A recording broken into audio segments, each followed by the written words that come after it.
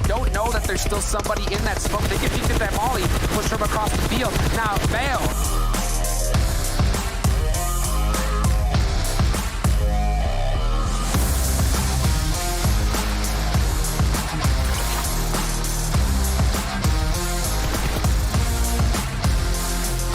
The Bucky versus Bayo here. The Bucky crawling up. Tensa has the intel. Tensa is crawling. Tensa's like, he's right here, he's right here. The grenade from the Bucky!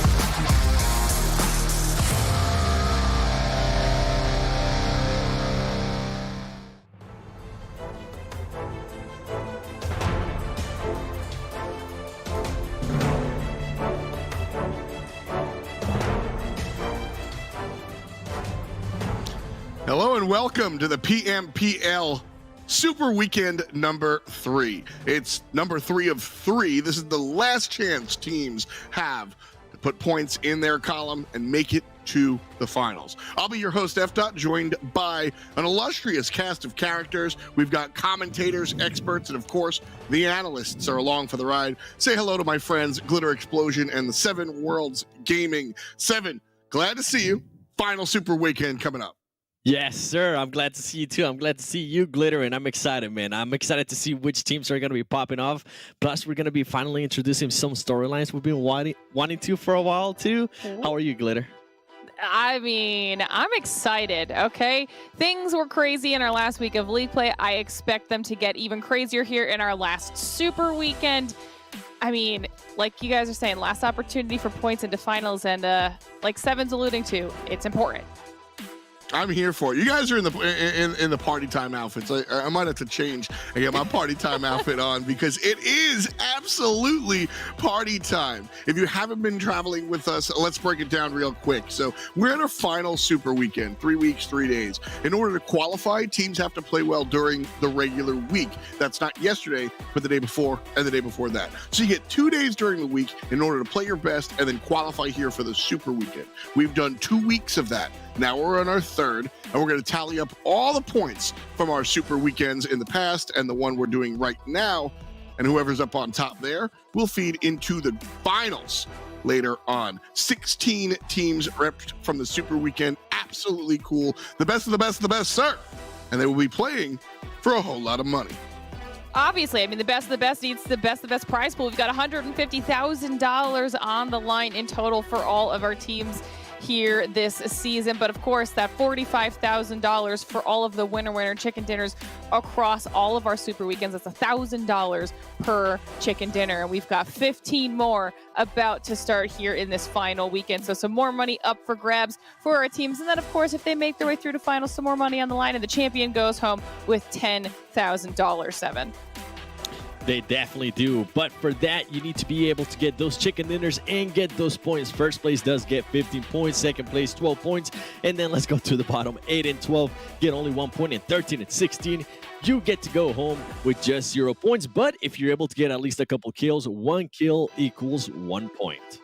That's really a lot of fun because at the end of the day, you can wind up at the top with 0 kills and take home 15 points, or you can wind up at the bottom but find 15 kills and wind up with 15 points. So different strategies for different teams, all well and good. And let's take a look at some of those teams that are playing out. Like we said, we've got 20 teams during the week and only 16 teams here. Every team plays every map, full stop. No Johns, no excuses. You got to be good. It's a lot of fun during the Super Weekend. This is what we're talking about. You know, this is really where the competition gears up. Nights, WallStreetBets have been really, really exciting for a lot of fans at home. So you want to take a look at all these teams for sure and see who can stand up on our final Super Weekend here. 3 days of competition. Today is just day 1. We'll be here tomorrow and the day after that as well. So if you want to get in on the action on a conversational level, you could do that on social media. Find us on the Facebook, on the YouTube, on Twitter. Use the hashtag PMPL wherever you're talking about PUBG Mobile, and we'll find it and we'll see what you got going on. And sometimes we might even get you on the show. So absolutely fun stuff to look at with regarding the entire PUBG Mobile Pro League. Let's get down to business, as they say in Mulan. We have an important Super Weekend coming this time around. As we take a look at all of the points here, let's pull up all the teams and see where these squads have been going, because Nova Esports, Glitter, up on top. They have been absolutely crushing it this season. You can see first place with 325 points, but a lot of that is because of their consistency and placement points. They've done so well. It's a category they've always done well, but they've really turned up the aggression this season as well with the addition of YDD and Yi. It's a fantastic squad. Ghost right behind them with 313 points. Then moving on down the list, XSET with our highest amount of chicken dinners so far. They're at 305 points. This will, be their last opportunity, see if they can get some more money in their pockets. And then Ogilvy, a team that kind of surprised a lot of us, has been very consistent this season so far in fourth. 19 Esports just barely making it into our final Super Weekend at the end of our last day of league play. And then the top 8 being rounded out by Panthers, Knights, and Syndicate. And the drop-off from first to 8, 325, almost 100 points down to 227 there in 8th place, 7, as we look at the second page. Definitely, as we go to BTOWN right there, Esports with 212 points. And when you talk about a drop-off, this is going to be another drop-off right here from 212 points to UYU sitting at 163 points. Then we have Lazarus being able to make it there with 150 points. We do have Mezexis as well. And we're just going to go down the list a little bit more. And I want you to keep in mind, the hit list is not going to be playing this Super Weekend, because they were not able to make it. So WallStreetBets, Boring Protocol, and the teams that are currently here on the third page as well are going to be looking to pass them. The one team that I'm definitely going to be looking at is going to be Esports LLC. They proved me wrong. And then we also have the Illuminati there with 58 points. Those teams definitely need to have a pop-off. And you know what? Why not? Let's talk about the bubble graphic. That way you guys can see what we're expecting. As I mentioned, the hit list not going to be playing this Super Weekend. They currently are at 117 points. WallStreetBets just needs 18 points to kind of tie them.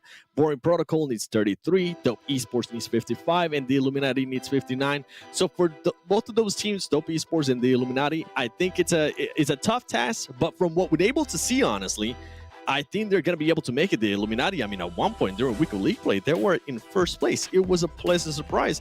And then when we go to WallStreetBets, they are, in a way, a completely different team now. They have support now for their main fragger. Drago Devotion was able to put up some great numbers in the last one. Boring Protocol was able to step it up in a way too. Overall, Glitter, I'm really excited to see if Dope Esports and the Illuminati are going to be hunting down the hit list.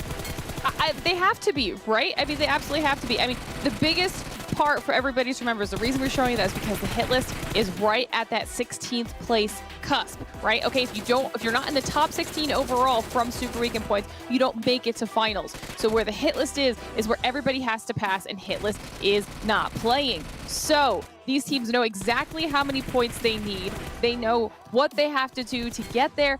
And honestly, they have 3 days to do that. In my mind, there's no chance that WallStreetBets doesn't pass them up. There's no chance that Boring Protocol doesn't pass them up. I'm definitely going to be keeping my eyes on Dope Esports and Illuminati, like you were saying, because they've got a little bit farther to go, but there's so many games and they're playing every single one every single day. So like I was saying, this weekend is probably going to get a little bit wild at some point. And that's the thing. We've had teams that are always fighting for something. I think that's one of the coolest parts about our pro scene here in the PUBG Mobile world. So we talked a little bit about what we're doing here in our league play in the Super Weekends and Finals. Well, there is a competition beyond the competition. So the PMGC, that's the Global Championship. North America isn't the only region. I know you guys know that. We have competitors all over the world. And of course, we want to see them play each other as well. And so this is what we're talking about. The PMGC is the culmination of the top of the crop when it comes down to the PUBG Mobile Pro scene. So we talked a little bit about how you qualify for these individual finals. If you do well here, you can then move on to the regional finals. We see all the sub-countries there. As we talk about Americas, you see Brazil, North America, and LATAM. They all have their own competitions that will feed into the Americas Championships. and those who play well there will feed into the PMGC. So right now on the right-hand side, I know it sounds a little bit complicated. Alpha 7 already locked in. They're done. We will see them at the big show. In order to find the remaining 9 teams to rep America, we have to go to October 31st. That's where we'll see the competition between who gets into Americas. 2 more teams locked in there. And then the Americas Championship, 7 teams will push forward, and that's November 14th. A lot to take in, and we will get to it a little bit later. But the idea that there is another tournament beyond this tournament is what you've got to be thinking about. Every single game counts for every single team. So as you watch these squads perform during league play, Super Weekend, etc., you've got to keep your eyes on everything else. These are the point totals that we're talking about here, Seven. As we see, Ghost Gaming has done very, very well. And I think the only other point that I haven't mentioned just yet is that it's the point totals not just from Season 2 here in the fall, but also Season 1 that we did earlier in the year. That is correct. And out of all these teams, you can see it right there at the top. 1 spot is going to be available. So whoever ends up in first place here after not just this Super Weekend, after next finals, pretty much the next weekend, is whoever's going to get a guaranteed spot into PMGC West, which is the one that's one of these teams is going to be playing. I want you to keep in mind Nova Esports and Ghost Gaming, because those teams, when we were looking at the overall leaderboard, especially for Super Weekends, you guys might have been, well, why do we have to watch this if they're in a way already guaranteed to go to finals? Well, guess what? There is a chance that if Nova performs and Ghost Gaming doesn't perform, Nova can actually pass Ghost Gaming in the PMGC points, and they can get the guaranteed spot to PMGC West, which is going to be huge. So I want you to definitely keep in mind that, because this is definitely going to be huge if they're able to clutch it up. And I mean, with the way Nova's been performing, this is a completely different team than what we're used to seeing. But then we have Ghost that I've been kind of mentioning how they've been sandbagging and just kind of chilling. Well, guess what? It's not looking like that anymore. Ghost is showing up. It's not the flashiest of Ghost that we're used to seeing, but it's a very, very consistent Ghost Gaming. That's what you got to look for. You know, Ghost has been successful in the past, and we'll see if they can be successful here in the future. But I know one guy who is successful no matter what. Hot Jukes is going to be alongside of us here and give us his Hot Jukes hot take. Jukes, what you got in mind? Baby, what's going on, everybody? Welcome to the Hot Jukes hot take, aka my excuse to be able to get player comms for you guys to be able to hear. So hold on, before I get into that, which is going to be insane, I gotta just comment on what the desk was just talking about. I mean, Nova and Ghost going at it head to head. Are you kidding me? These are the 2 top squads in my eyes, hands down. And yeah, the PMPL, this is an amazing tournament, but I ain't gonna lie, PMGC is what it's all about. So I can't wait to see how that fight is gonna go. But back to what the whole reason why I'm here is, I want to go ahead and do a little bit of a breakdown of some comms that we saw from the games that we just saw a couple days ago, right? So let's go ahead and play the footage, and I'll go ahead and tell you all about it. Oh! Yo, that was like, yo, who got hit? Who got hit right there? Yo, play bottom. Some players go bottom. Some players go bottom. Like, you have to be honest. Oh no! Xenox! Bro, Xenox! Why you have to ruin it? Xenox! Bro, why you kill my teammate? Yo, Coop. You're welcome, bro. You're welcome. Yo, he's trying to do it. He's trying to do it. Xenox is trying to do it again. No.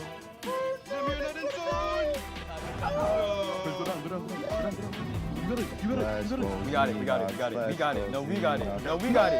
Let's go! Let's go! Ogilvy wins. I'm not sure. Ogilvy with the chicken dinner. Are you kidding me? The best swimmers in North America. That was so sick. I just had to show you guys that, because that is the rarest circle in the game. That's the most, I don't think we'll ever see that again in competitive, really. And it's also a treat of the fact that players are like never allowed to ever get into all chat. It's like literally kind of like against the rules, right?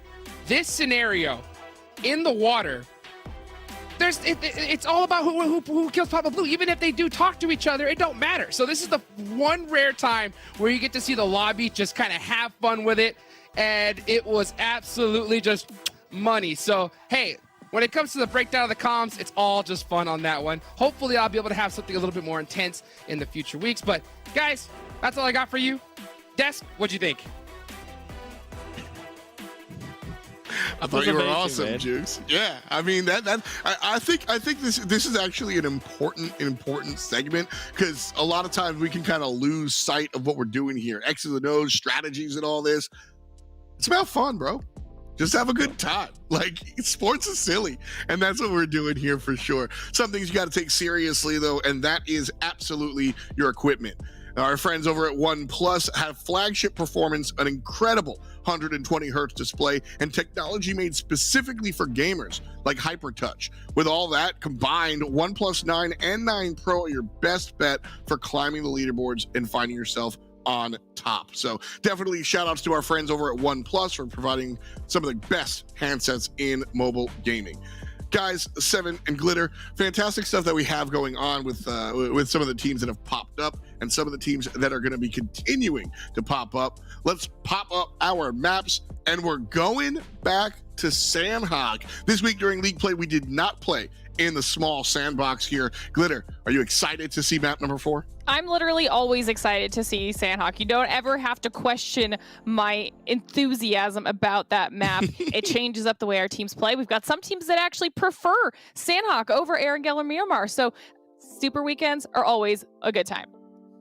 Yeah, that's really, don't forget, you get a point per kill as well as placement, and Sanhok is where squads that have not really found their survival time are able to go ahead and maybe, let's say, steal away some kills, liberate some kills. You can find yourself getting some sneaky points over on Sanhok. So definitely teams going to be looking towards that and an idea of what's going to be happening on our maps. But we've got 5 maps headed out, and unlike League Play, all teams play all maps. We've only got 16 squads here, and so we will see all 16 teams play. We've got 2 commentators along for the ride as well. So as we shift from analysis into the game itself, let's shift away from Seven and Glitter. Farewell. We will see you after the game. But for now, say hello to Mustache Dave and Enviro.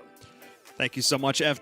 We're getting back into it here, the third and final Super Weekend. Dave, this is it. Who will make it to the finals? Only 3 days left. It's make or break. It's do or die. Illuminati, you got Dope. These 2 teams are going to be on the grind here tonight. We got 3 days to go. They know exactly how many points they need to get to knock out the hit list. This team on the sidelines watching, nothing they can do but sit on their hands and hope that Papa Blue, the circle gods, do not favor them. So looking at the bubble graphic here, I had to take down some notes. Dope Esports LLC, 55 points. That's what they need. 55 points here. And the Illuminati, 59 points. So I definitely think it is doable for these 2 teams if they get a good start here in game number 1 in Virum. It's huge. At this stage in the game now, I don't know why teams have been holding strats until this point, but if for some reason you were holding on to strategies, you were keeping things back, don't do it. Turn on the ability to frag. Turn on the ability to just, go for kills. Pick those fights. That's what I need these teams to do. Day number 1, baby. Let's go! Game 1, Erangel. We're getting into it. Into the groove. Let's go. Let's go. Look, Dave, all I know is 15 games. You have 15 shots, 15 chances, 15 opportunities to not only get that money, but if you're those teams down there at the bottom, you have some very clear benchmarks that you need to pass. You've got some averages, some statistics, some numbers that you need to try and meet over time. So, that's what we're looking at for these squads. A minimum number of points they need to get every single game. And I'm keep looking back to them. Keep looking at those numbers to see if those teams at the bottom are reaching them. I'll keep you posted on it. I'm sure I'll keep you posted. I'm sure you'll keep us posted. And then Hot Jukes and Zute when they come up as well. Everybody's going to be looking at these teams on the bottom because the goal here of course, you know, we have to reintroduce it. Every single chicken dinner, you get $1,000. So that's $1,000 in the pocket, in the bank, son. $1,000 can do a lot, trust me. So that is one of the goals here. You want to come to these games? Get $1,000. Second goal, all right, and I hope you're still paying attention, everyone. Second goal here, top 16 at the end of this super weekend. You got to beat top 16. Top 16 will claim you that spot to play in the NA finals, which is going to be coming up here next week. That I believe is 18 games. I have to double check. So that's the goal here so far. And then if you want to complicate just a little more, not necessarily complicate it, but add to it, you know, like the cherry on top of the ice cream and the chocolate and the whipped cream. We got those PMGC points, and the desk, they broke it down beautifully on the pre-show. So right now, the PMGC points, it's a toss-up between Ghost Gaming and Nova. And I say toss-up because this is PUBG Mobile after all. Anything can happen. So Ghost Gaming currently 162 points ahead in that PMGC slots invitation. And that's based off of their Season 1 and Season 2 performance. But Nova, at least this season, past couple days, they have been slaying. They have been popping off. And they're doing so well that, honestly, if I am Ghost Gaming, I think I would start to get a little concerned here. So hopefully Ghost Gaming, going back, watching the footage, watching the VODs, they know exactly what they need to do or what they need to avoid not doing here, because they don't want to get camped out. They don't want to get hunted down. And that could always be a possibility. And the reason I'm saying this now, listen, if you're listening to the podcast right here, this one's going to blow your mind. I'm saying Ghost Gaming needs to be on their P's and Q's because I'm talking Americas here. Americas, I just talked about it. It's that next stage here. Knights, they won last season of Americas. So technically, the Knights, they're already going to the next stage. Now, if I am the Knights, say I got a bone to pick with a certain squad, Ghost Gaming, dude, they could do whatever. They could do whatever. So if I'm Ghost Gaming, one squad I'm going to be watching out for has to be the Knights, trying to throw that wrench into your plan. And if I'm Nova, one team I'm going to be kind of cheering for on the sideline will be the Knights. So the Knights definitely the wild card factor here this weekend for me. I'm curious, are they more concerned with getting that cash money, $1,000 in their pocket, or are they more looking for that revenge? Because we saw last season the Knights and Ghost kind of duking it out. I remember the Knights, I believe, took them out for one of the super weekends. So there definitely is some beef there. And, you know, not everybody likes their beef raw. Some people like it cooked just right, nice and juicy in the middle. That's me. And getting back into this game here, BTOWN. I know I laid down a bunch of knowledge bombs, right? So let it sink in, and just let it sizzle. You know, we're still talking about meat. Let it sizzle. But let's get into this game. Hopefully I didn't throw everybody off, but there's a lot of factors to consider here this last weekend, Paul. Oh, 100%. I think, I mean, hey, that's Dave. I just wanted to sit back and let you do that. I mean, talk about the podcast hour, 100%. I just want to relax. We're big chilling because, well, some of these teams are certainly not. And honestly, it's so interesting now when we layer in the complexity of these GC points, what's on the line for these teams, what's at stake, because yes, obviously we look at this competition in a vacuum. It's an amazing opportunity. It is this fantastic time to not only make a bunch of money, not only to solidify yourself as one of the best in your region, but to then also advance. But when you start to layer all the ways the teams can possibly advance and what's on the line additionally in the bigger prize pools, you look at down the road and suddenly you think, wow, while this competition is huge, what it really is a stepping stone, or the continuation of stepping stones for a lot of these teams who've been putting in the work over quite literally years in some cases to get to a point like this. So we'll keep an eye on it as we're potentially seeing a bit of a scuffle here. Natsuo, perfect reaction time on that, Dave. That was a full eject button. Ogilvy just barely qualifying too. I believe it was their last day of league play that really ended up helping them seal the deal to make it here. And they kind of started it out with what Jukes covered, that winterwear chicken dinner or filet mignon. No. What's a fish still? What's a fish meal? Swordfish, Maui Wowie, something like that. Like it wasn't a chicken dinner. Okay. It wasn't a chicken dinner because it was one in the water. So I'm trying to come up with some type of seafood dish, but it's definitely slipping my mind because my whole salmon. No, there's what's that? It starts with an M. It's dolphin, but it starts with an M. It's not marlin? No, come on, man. I'm from Florida. I should know this stuff. Yeah. It's because I was talking about meat and sizzling it earlier. Totally threw me off. I'll have to Google it later. But getting into this game here, Ogilvy, my point being that one win that they got on league play definitely solidified themselves here for this weekend. So hopefully they can use it to their advantage and really climb up these leaderboards. Oh, me, oh my. This is only game number 1, of course. We get to keep watching these teams progress the whole rest of the day. Oh, yeah. Okay. They're fine. This is fine.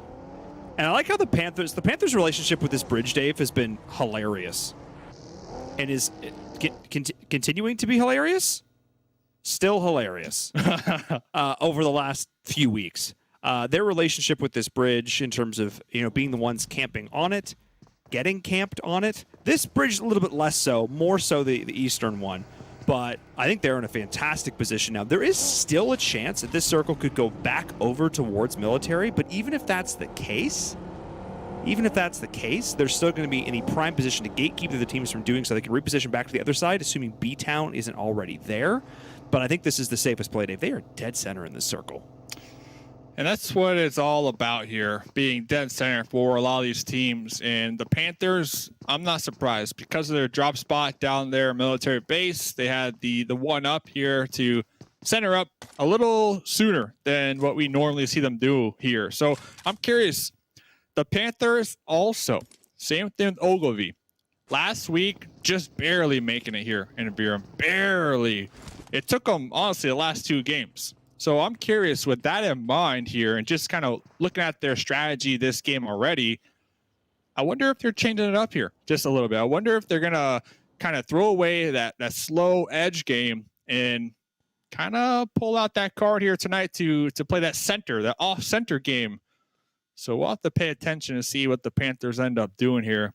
Very curious to see if they are going to be implementing some new play styles. But looking around, you brought them up, BTOWN, all the way down there. They got their fingers crossed right now, that's for sure. And they're sitting in a very specific spot. Oh, and I think that circle tells them enough that they should probably cross. This is now at this point like 75, 80% likely that it is going to be on the mainland, and they are going to cross, make their way in through farm. I like this call. But the reason that position is so fantastic is because should that it shift onto military, they can gatekeep all the teams. They're going to make the long rotate around on the mainland in through farm. They get to be the ultimate bridge trolls. What a heads-up little play positionally there from them. It leaves them all the options, all the opportunities, and none of the risk. And now they still get to come in, no problem at all. Because this area along the coast, Dave, it's getting pretty congested. 19E, still a little bit of ways from it here. I think they may be looking to move in just outside of Pachinki, which is strangely vacant at this stage of the game. Yeah, 19E, the kings of third partying, for sure. That's like their bread and butter out here, and playing the edge just kind of runs hand-to-hand with that, in my opinion. As Mezexis, okay, at least 2 squad mates driving right between the roadblock here of 19E. They are getting some shots off here, but I believe Carnage receiving some shots in return. Now, Carnage did not play with the team during league play. They had Juicy from the bench, kind of building that synergy here. So definitely interesting to see what Carnage can accomplish here this Super Weekend, because Carnage this season alone has been putting up them numbers, has been one of the key fraggers here this season for 19E. And that's huge, doubly so. Not only is it an amazing opportunity for your sub to step in and do some work, I may put a pin in this if this fight continues to break out. Not only does it give an opportunity for your sub to step in and again, get that opportunity to play with the squad. Obviously, Juicy, another super veteran player, so it's more about individual team synergy. But for Carnage traditionally has been not the top fragger on the team. He's focused more on the calls, more on team support, etc. So for him to be able to add the fragging power that I remember first casting him back in like 2019, for him to return to his roots in that regard, I think is great, because it just adds another tool to the tool belt there for 19 Esports. Is while this fight may be calming down, I'm looking at that kill feed, Dave, and this game is actually starting to heat up already. Yeah, getting a little spicy out here. And I think, if I can recall, Carnage mentioned something about giving some of the IGLing off to one of their teammates, so it's not just them. If I am correct, there's a bunch of players that kind of told me the same thing along those lines, how there's not just one IGL this season, but they're kind of bouncing back and forth between two different IGLs. You got one IGL for the gunfights, the team fights, then you got another IGL kind of for that macro, like rotation, early game, zone type of calls. So I like that they are sharing the workload out here, and I believe that might be the cause of some of the better points that they're able to acquire here when it comes to those kill points, because they're a lot less relaxed, right? They're able to kind of focus on the enemies ahead of them and do a little more scouting and get a little more points underneath their belt. And I actually love this. I think the idea of having a macro and a micro IGL is fantastic, because both can be thinking at the same time. You know, you just basically you divvy up the brain power and or divvy up the responsibility and free up the brain power to do so. So I'm a huge fan of that, actually. And hey, that's the center up, and that's actually pretty good for a lot of these teams, Dave. That could have been a lot more punishing for a lot of them. Gets most of the water right out of there. Pachinki is still in play, but there are a lot of open fields. Take a look at where 19, Ghost, Era. That's where this could get a little bit interesting, because there are a couple of like sort of must-take compounds in that area, and if you don't get there fast enough, if you don't get one of them, you're kind of a sitting duck. Yeah, and if the next circle goes a little towards the north, that's straight up Pachinki. So we might have game one Urban Combat, and Urban Combat, it's a challenge. And teams that are kind of already in Pachinki, WallStreetBets, North Pachinki, Southeast Pachinki, you got the Illuminati. This is a nice game, a nice position for them. So they're probably hoping that it does favor Pachinki, because they have that hard cover and they can just kind of take some shots on squads who might be rotating through that Pachinki fields towards the town, if it shifts in their direction, of course. So I'm looking at the Illuminati. I'm looking at Dope Esports. Those two teams in particular looking to breach that top 16. But down here in the south, Lazarus, Knights, and the Panthers. Okay, it's starting to brew up here. It is indeed, and none of them moved too much off of this initial position. Lazarus did lose one player early. Knights kind of playing gatekeeper to them, I think, a little bit, as well as the Panthers. Both of these, or actually all of these teams, could potentially start fighting.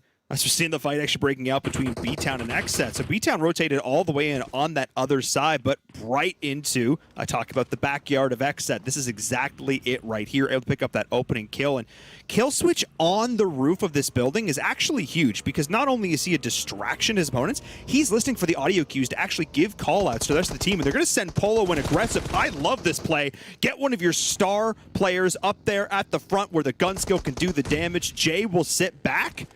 And all the while, J7 is going to have this high ground advantage, continue to rotate on in now. This is big, but off on the horizon, Dave, I potentially see Nova. They might look to get involved. They're a little bit far out, but that could change.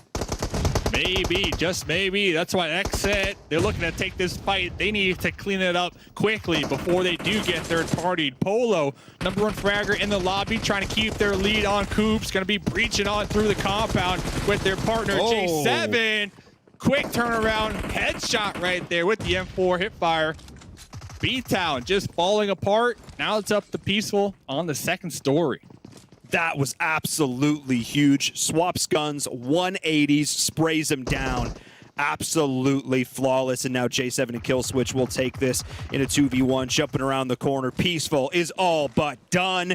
And just like that, BTOWN, despite a good opening from them in terms of smart rotations, they picked the wrong fight. As Dave, the fight is still going. This time it's the Panthers and Knights.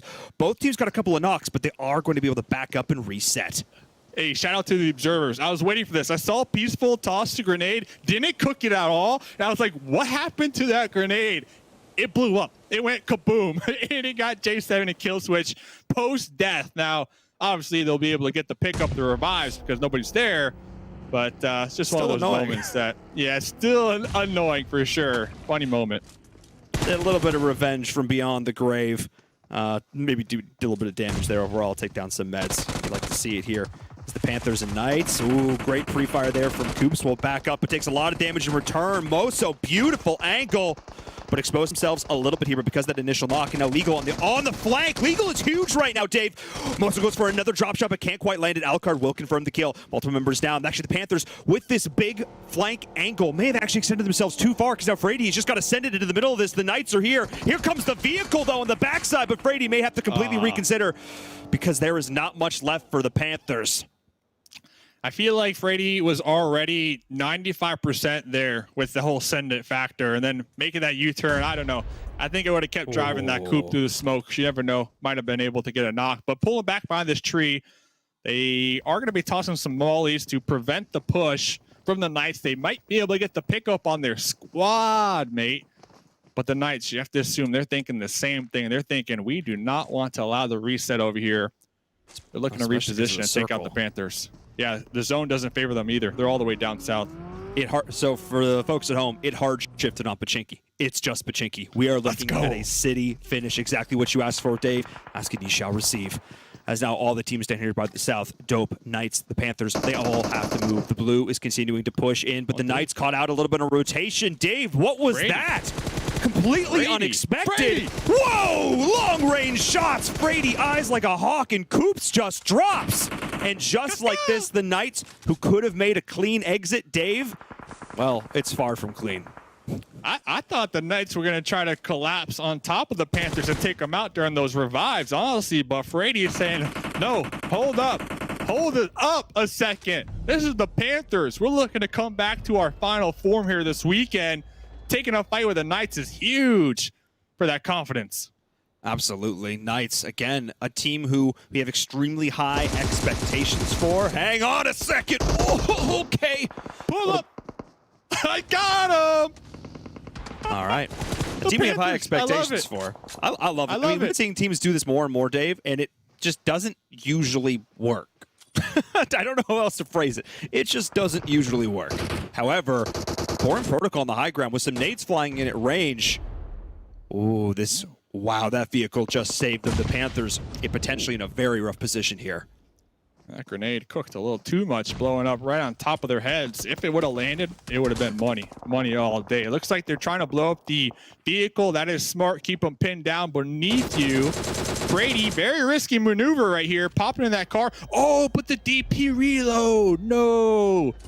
Frady lucking out right here. Ooh, well, we'll see how long the luck lasts. Xenox is right in front of them. We got an additional center up on Pachinki. City still very much in play. Both of these players are going to have to move. The Panthers need to try and get more members into this fight, but Xenox doesn't necessarily want to let that happen. But overextending Frady, great timing on that peak. Coops has about 2 HP, and Frady knows that they're going to push in. It all comes down to this. Xenox, the pre-fire has got to be crisp. It's got to be clean. Can you find it? The answer, absolutely not. I don't know what happened to Frady today in that locker room, but Frady is pumped up and ready to go for Super Weekend number 3. You love to see it. The Panthers trying to make that comeback. They had Boring Protocol up here on top of them as well, trying to keep them pinned down with the cover fire. And even through all that, Frady did not care. Frady had red in their eyes and that tunnel vision to take out the Knights. I think Frady got all 4 of them, by the way. Frady has 4 kills. I think Frady might have wiped out the Knights. So, Frady, my man, GG so far. Making me afraid. I mean, it's almost like the Panthers have had a game plan this whole time to play something steady. They're like, nah, Frady, let's just go this time. And because of that, things like this are happening. All the Panthers are just firing up right now. This is impressive to watch. They've made it into this next circle. Big game for the Illuminati. Remember, I mentioned their position in Pachinki a little earlier on. Dope Esports, they were taken out very early on, so they're not going to be able to get any good points this game. The Illuminati might be able to make the come up, but back to the main story out here. The duo from the Panthers, just nothing stopping them, nothing slowing them down, and now Lazarus trying to make the push, trying to take them out here. Lazarus, nice little split here. Oh, okay, just in time. But Frady's still alive. Watch out for Frady. Yeah, that was a good angle there from Lazarus, able to catch a little bit with their pants down, if I'm being honest. That tree, they just couldn't cover both angles. And now because of this, Frady also in a bit of a rough spot. I think that may be the end of the run for the Panthers, and yes, it will. I mean, just considering how many fights they took, they had a pretty darn good run. But props to Lazarus, who've happened to their own. 6 kills for them already. They've gotten into some early scraps, but they were able to rotate out a little bit earlier, Dave. And because of that, they were able to get in a favorable position, play gatekeeper that little bit more. And as the defenders, they've been able to rack up those kills. Yeah, down here towards the south, and really they're hoping to see if they do get favored in the next zone. So all those teams in Pachinki have to pretty much push through them. Same thing with XSET. I love their position. In the trenches, down here behind the sandbags, then kill switch, and that little tiny guard tower prone, getting as much intel as possible. If the zone hard shifts over there, which it doesn't, so I won't even go there, but you know where we are going. Pachinki. It's getting stinky in Pachinki, baby. Game number 1. 10 teams to go. I was just going to say, especially with 10 teams left, all 4 members of 19 Esports up and in it. The Ghosts are here, and hey, hello to Boring Protocol. Not making this one boring, as they are full sending it into town, but they are running into so many squads. Fameboy's got to try and survive, try and hold on, able to take down Ace, or will they be able to confirm the kill? That's the big question, is now, off the back of this distraction, Ghosts are likely going to push up, utilize the chaos that they've created to lay down some smokes of their own, and push into what is previously that fortified compound of 19E. Great use of the distraction from Ghosts to make this push. Goes using their classic smoke tunnel to breach the next zone, get up close and personal right in the face of Boring Protocol. Fanboys on the 2nd story balcony trying to get some intel, going for that drop shot pre-fire through the door, but Ghost already in the compound with the return fire right there, and there goes Boring Protocol. 19E, third party. Yep, Sam was able to get that opening Molly play. Sam is just continuing to go off, finds the last player as well, and just single-handedly mows down Ghost Gaming. Oh my goodness. One team capitalizes, the next team capitalizes like dominoes, like a house of cards. It all falls down. But the team that's looking to hold on through all of it, it is XSET. Only a few players left, looking to burn them on out of the trenches. I believe it's Nova who will be able to do just that. See the health bars at the top of the screen? Right up there, YDD saying, what are you doing? Get out of here.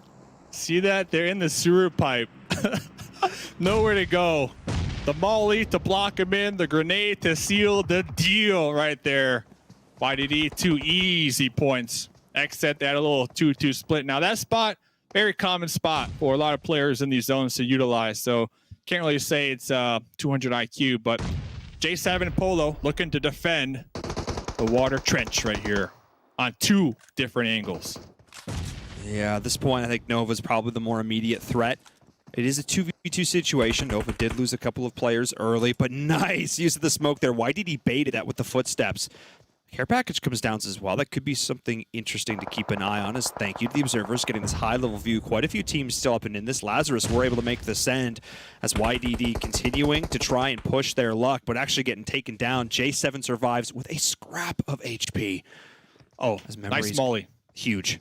Huge zoning. Nice play. molly. Yeah, nice molly to block the push. Will they be able to get the pickup in time? J7 already breaching the tunnel. Go for that spray down. And Memory will just back up, realizes they can't take this fight, too low, can't get the revive, ends up making it into this building, which is mercifully empty somehow, which is going to give Nova a little bit more time to try and survive through this. But teams are trying to take these smart fights, and only when they absolutely have to. The circle centers up further into the city. It's hard to see on the mini-map, but these teams down towards the southeast will have to continue to push their way in. Oh, molly after molly here. Polo popping in a vehicle, maybe getting some intel, those additional TPP sightlines right there on exactly where these mollies are coming from. Fears with the... Or he's just vibing. Polo's just vibing. I thought he was getting intel, but now I'm checking him out. Got that radio pumping. J7 does get knocked, I believe, a nade into a vehicle explosion potentially there. Polo's got to go for the revive. G3 not quite hearing where this is going. Lazarus knows there's 2 players there. They know they did get the knock, I think. which means these nades are going to be huge. And pick him up and right back down. That's the cue they need. That is exactly what they needed. But Polo going to look to try and stand their ground. Finds one. Can they get the second? This is the big question. Pretty decent HP. The third teammate comes on in, looks to confirm the kill before they go down, realizes they probably can't take this. And yes, they do end up dropping. Memory getting a little bit of action up there on the second story, though. We'll look to confirm this. Nice play from Polo, Dave. Get the point you know you can get. Interesting fact, the entirety of XSET went out in that drain pipe, practically. That drain pipe took them all out. Their grave right there. Memory here, trying to get that third-party action with the mollies, with the grenades onto Lazarus, who just straight up sent it. Now Joey on the opposite wall of Memory. They are just Morse coding to each other. As looking into the zone, looks like 19 and WallStreetBets with the numbers advantage here. Both squads with 3 up right here. It's interesting to note that the Illuminati are still in this. I think the Illuminati were the first team to lose a player, or the first or second in this game. They got here early, and Dave, you pointed them out. They've been able to rack up 3 kill points since then, so props to them for being able to hold on through the absolute unmitigated chaos that is a late game. But Cheeky Leon, oh my goodness. Stick a fork in him. That is perfectly cooked. He's done. Through the window! Brain is like, don't look at me. I'm not here type of deal. The thing is, 19E, I believe, I'm trying to look at the minimap. They do have to push across the road. So it's only a matter of time before they have to deploy their smokes, move on out. And King looking right towards them. So King, one of the top fraggers from the Illuminati, keep an eye on that player.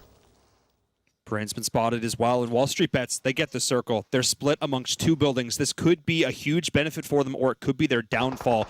They're spread a little bit too far. Baba on the outside will be a key member, as he could potentially rotate into either one of these buildings.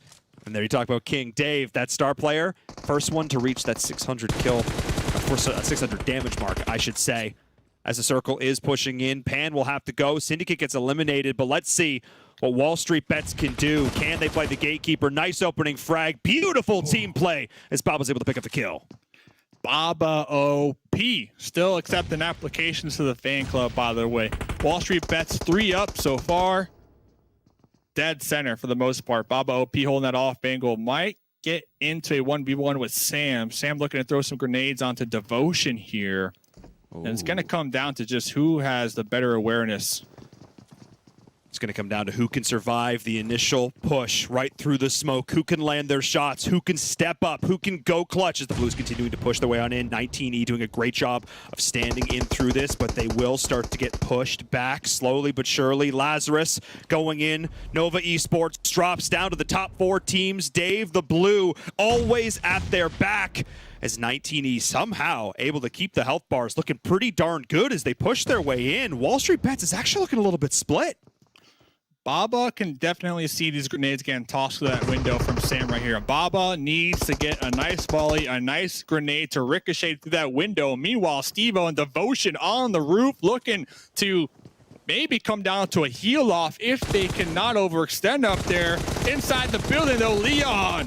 FPP right there. Oh! Getting taken out, though. It's chaos here.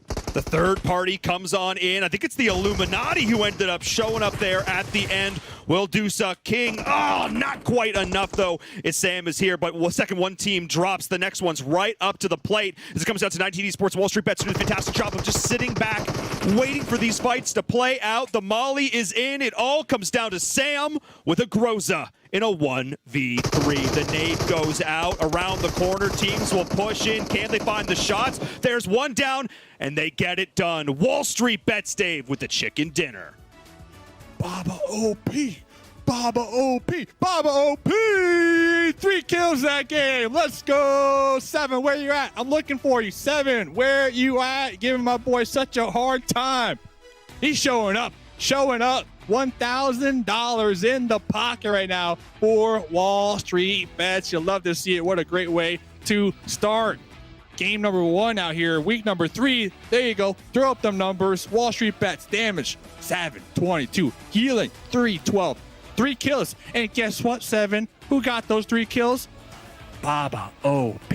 Let's go. Hey, congrats though. I'm just joking. Team game, of course. I understand that, but hey, I'm just saying, I'm the leader of the fan club out here for Baba OP, so you got to represent when you have the chance. And the Illuminati as well. Huge game for them to be able to get a lot of points here this game. This is exactly what they needed. So, ladies and gentlemen, that was match number 1. Don't go anywhere. We got more PUBG Mobile coming up after the break.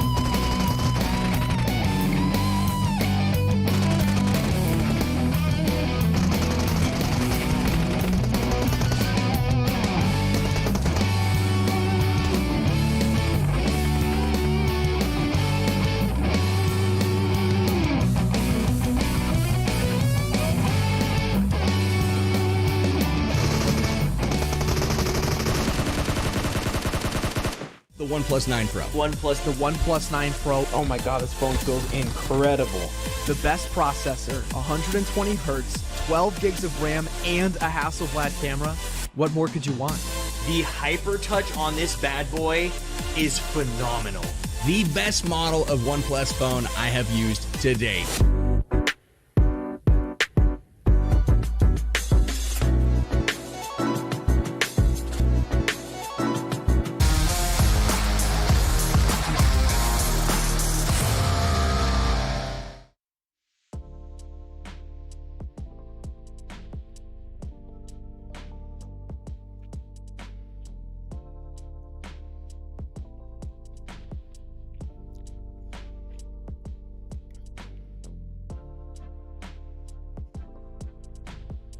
Yeah, and in this one, I mean, a big surprise is we do have WallStreetBets taking the win. Dave, I don't know what you're talking about. You're still stuck in week 1. I've been praising this team for the longest time, and I said Baba has finally stepped it up, and he's continuing to show here. I do want to see that match ranking, Glitter, though, because even though they did get the chicken dinner, they didn't have the most amazing, like, craziest win with the kills and everything that we're kind of used to seeing, but they were still able to clutch up a win. And as you can see right there, perfectly go along the lines of what I was talking about, 19 Esports being able to pass them in points due to the fact that they're able to get more kills. They ended up with 20 points. WallStreetBets, though, 3 kills. Honestly, for Baba, this is what I've been talking about, Glitter. These players need to step it up here as we get closer to the finals. Now, with this performance, it puts them definitely closer to that final stage. And if this team can continue to improve like that, it's going to be amazing. We have Lazarus as well, 17 points.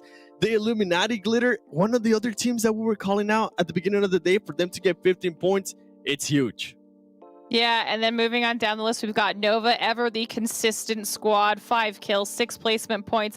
But then the next grouping of 3 is what's really impressive to me. XSET getting the majority of their points with their kills, 8 kills for XSET, 6 on Ghost Gaming, 5 for even the Panthers, with all of those squads only getting 1 placement point. So the aggression coming out of these teams early as we take a look at the second page here and see where the rest of the teams fell. Pro Era coming in with 5 points, and then, you know, looking all the way down at the bottom here, Ogilvy and BTOWN. I mean, I talked about Ogilvy being one of those more consistent teams, start having a little bit slower start to the day, as well as Mezexis, but they've got tons of time to play catch up. However, I would like to see the Knights a little bit higher up on this ranking, because we talked about the league play versus super weekend performances coming out of them. And I know they've got it in there. They just haven't shown us yet. We keep being told via hashtag PMPL by somebody on Twitter that I want to call out right now. We keep being told this is going to be the weekend. This is going to be the weekend. Guess what? It's the weekend. It's time to show up or shut up. One of those two.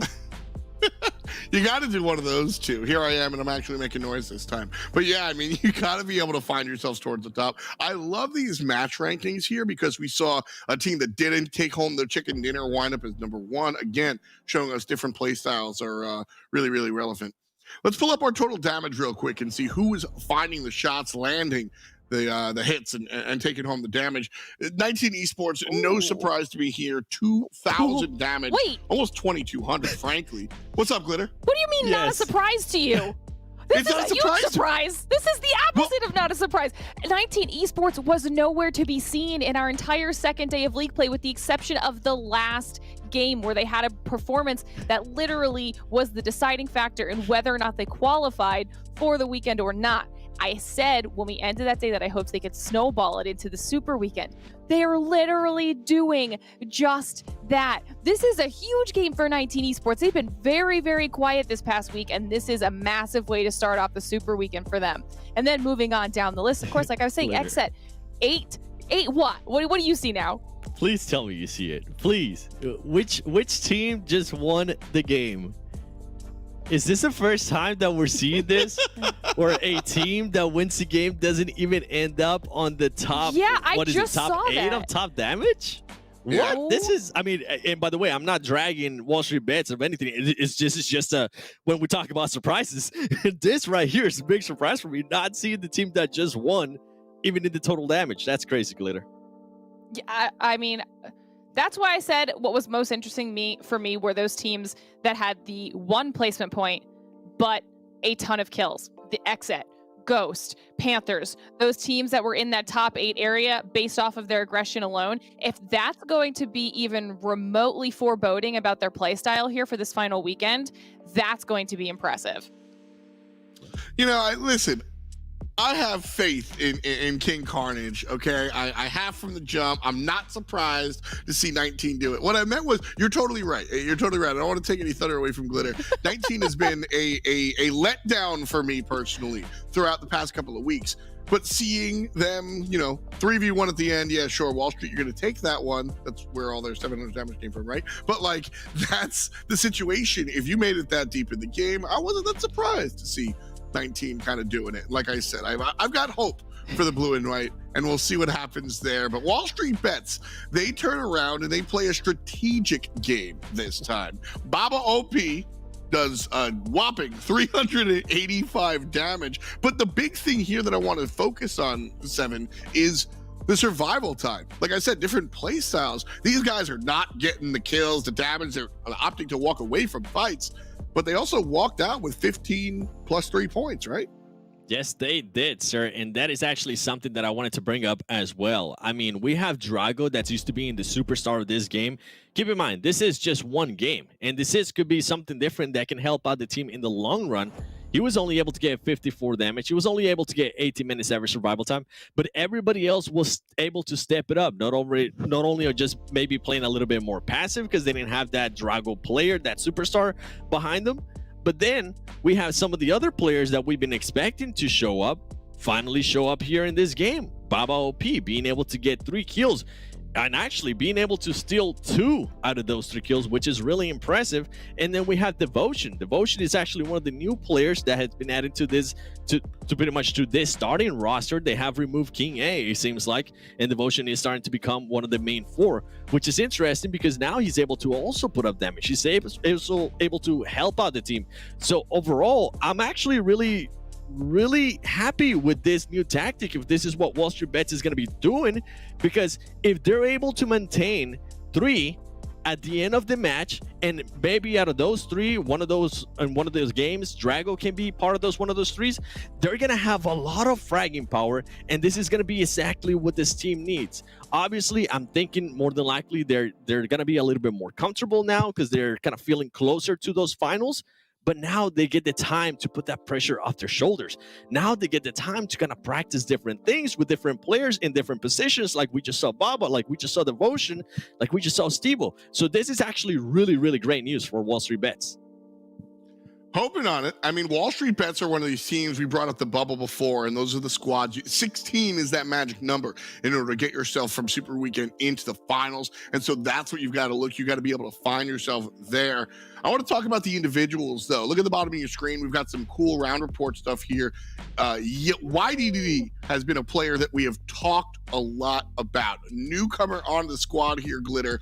I mean, seeing him as the top damage. Wait a second. I think YD did more damage than all of WallStreetBets. Yes, sir. Wait, Yes, sir. That's insane. Yes, he did. YDD. I was just waiting and chilling for somebody to notice that, and I'm so happy you did. I mean, again, like I really, really need to highlight the fact that while this is funny, at the end of the day, I mean, I don't care how you win. They took home 18 points, and that's the important thing. So, like, we're gonna laugh and be like, haha, it's funny, but they're also gonna walk home with their points and be like, haha, I'm going to finals and you guys aren't. So, you know, we can laugh all we want, but at the end of the day, it's how you take the dub. So, like I said, I respect it. Seven, I think it's really cool to kind of see different approaches and different. I don't want to see everybody snaking in a bush till the end of the circle, but like seeing a couple of teams be really aggressive, a couple of teams being a little conservative. I like that dynamic in the league. Yeah, I love it too. I mean, we've seen it with other teams too. We've seen it when the teams are able to get the circle and they're able to get the compound. They just decide to be a little bit more passive. They decide to wait for everybody to just kind of kill each other. And then you have the likes of 19 Esports, which usually likes the third-party people. So if you're able to do that, like, why not? Run with it, especially if it's going to get you chicken dinners, especially if it's going to secure 1K into your pocket because it's Super Weekend. I mean, you can't be mad at that. Well, all I'm going to say is me and Seven have been having this conversation about how you can be strategic and da-da-da, and Glitter seems unimpressed whatsoever. I think you just want the kills. Is that it? Are you team aggression, Glitter? Listen, I love the carnage. I love the chaos, okay? I will be that person on our desk. I want all of the insanity. I asked for it during league play and I got it. So I'm asking for it again here in our final Super Weekend, and I am waiting for it to happen. Well, you're in luck because while we're not going to Sanhok just yet, we do have Sanhok on the menu for today. We didn't do it during this week's league play. We just flopped around from Erangel to Miramar, but we do have Sanhok on map number 4. Let's take a look at some of our situations as far as the maps are concerned. We have Erangel, Miramar, Erangel, Sanhok, and then we'll go right on back. And so 5 exciting maps for you here today. All teams will be playing. Miramar is coming up next. As I said, not every team really stands up here. Glitter, you speak a lot about how different teams perform on this Miramar map. Yeah, I mean, and this is something that Seven and I have talked about a few times too, right? Specifically, I think Syndicate is one of those teams that jumps out at me right away when it comes to Miramar, and they could definitely, you know, use some additional points if this is a map that they can perform well on here this entire weekend, not just today alone. But generally, we do see a couple names that always end up performing well on specific maps, or not even specific maps, but specific times of the day, Seven. We've also seen those teams that take a little bit longer to ramp up and then have a stronger finish towards the end. We definitely have, and I think going into this Miramar, one of the things that I'm definitely looking, I'm going to be looking at here is going to be second place team from the last match. It's going to be 19 Esports. Usually when we go into Miramar, this is when they've been the heaviest on their third party. And this is when they're able to take advantage of that big surprise. And Paul has been alluding to it throughout the whole season, especially in Miramar. They're always going to be looking to third party that. And with the way 19 Esports started today, I'm hoping they continue on that trend. Hoping we continue on a positive note with the show. We started off with a bang, and I think map number 2 is going to be just as explosive. Let us know if you're enjoying the games. Find us on Twitter, YouTube, or wherever else you're watching. Hashtag PMPL. That puts you on our radar, and we will see what you guys are thinking. You know what we're thinking, and so we want to hear what you're thinking. Thank you so much, Seven and Glitter. Always, always a pleasure to share the stage with you and break down some of the action. We'll see if there's some more action this time around as we turn the page from map 1 on to map 2. Commentators are standing by. Let's go to Miramar. You know what I'm thinking. Tom knows what you were thinking. Everybody knows what he's thinking. So a lot of thinking going on here today. Hopefully too, for some of these IGLs, you know, with these very challenging circles, you have to assume there's a lot of thinking going on here. That brain power, we could power a whole city here if I had to bet. So looking around here, very impressed with the Illuminati. Now, talking about thinking, Landlander was telling me what they were thinking, and they told me that the plan here for this super weekend was to, number one, play safe.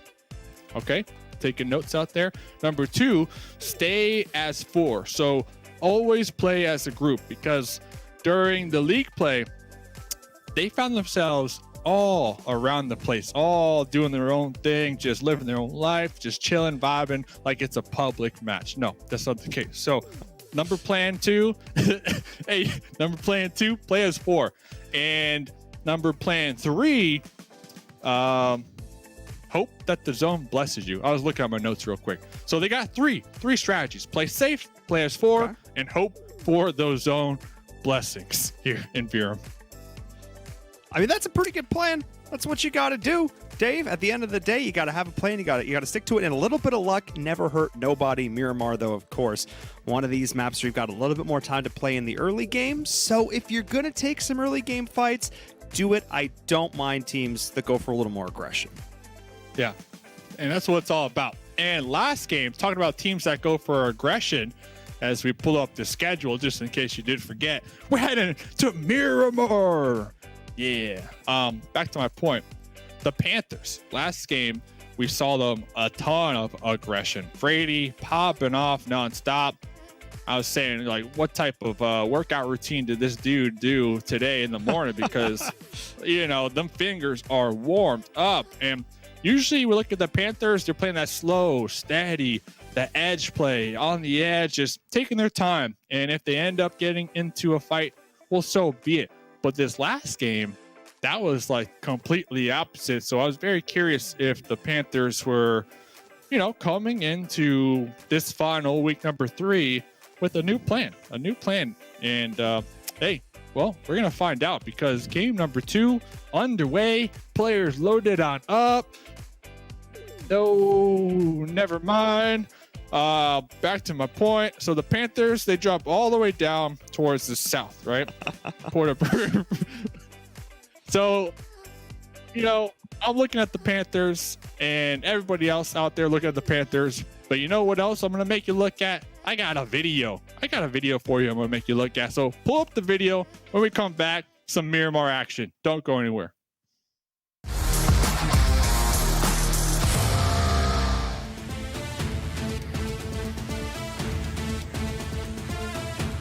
Hey everyone, I'm joined by Valak of Boring Protocol. So first things first, how did you guys come together as a team under BP?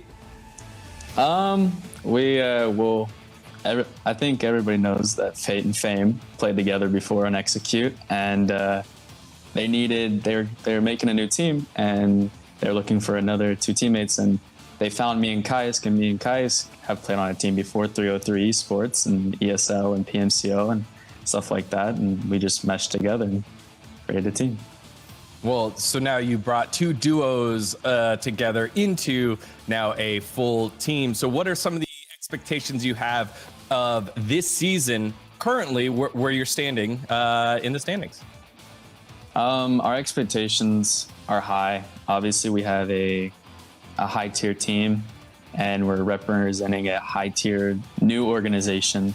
So we have to give it our all. And I mean, we're going for Americas. We're trying to get top 5 to go to Americas. So that's about it. Yeah, well, if you do make it to Americas, then what's your expectations for that tournament compared to this one? Okay, so for Americas, unfortunately, we're a 4-man. I think everybody knows that Russell from Knights, he's not attending with us, but he's on our team.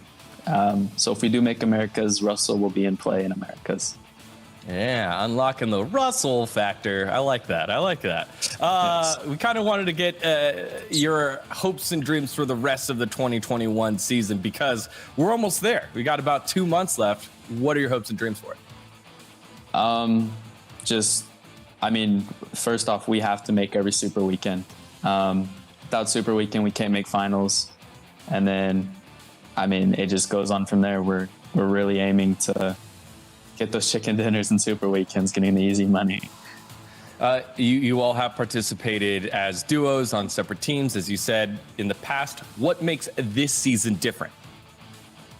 Well, I would say we came in as two teams of duos, or two different duos into one team, but we're working. So I'm working with Fate now, and Kais is working with Fame Boys. So we've split duos and we made 2 different duos, and that's what we're trying to work on. We're trying to build team chemistry and team synergy because we've had about 2.5 months of working each other before this PMPL. Well, Valak sharing some of the insights, the interesting insights from Boeing Protocol. Thanks for your time, brother. Best of luck in PMPL NA Season 2. Thank you.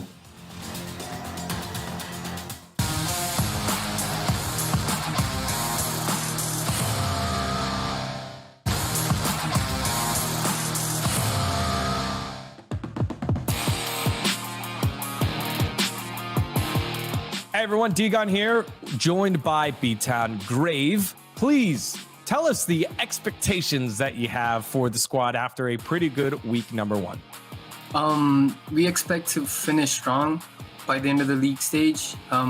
There were mistakes in the week 1. We made basic mistakes, to be honest, but we only learn from them, and we expect to make mistakes throughout the league stage. But before the finals, I think we should be ready. And we'll win this thing. We'll win PMPL NA if we work on the mistakes. Well, what would it mean to you from going from not making it to PMPL to all of a sudden now being in a position to win it and making the America's Championship? What would that mean to you? It would mean everything. It would mean that the grind, it paid off. There's a lot of grind that happens in the game, and I'm glad that you would be able to feel like there's value from it. And I mean, the fact that you made it here in PMPL is already pretty great. Now, you guys have had a good start so far here in the season. We know that you want to make it to the America's Championship. What else would you be dreaming of and hoping for in 2021? PMGC, that's a dream, of course, for every player. So same goes with me.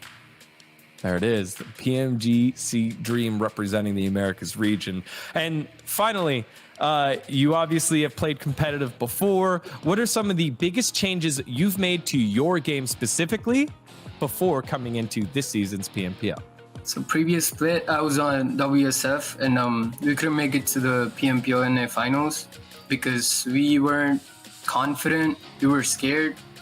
But this split, I was scared last split, but this split, very confident in myself and in my team. All right, well, there it is. Confidence can change everything in an instant. Grave, thank you so much for your time, and best of luck to you and the rest of BTOWN. Thank you.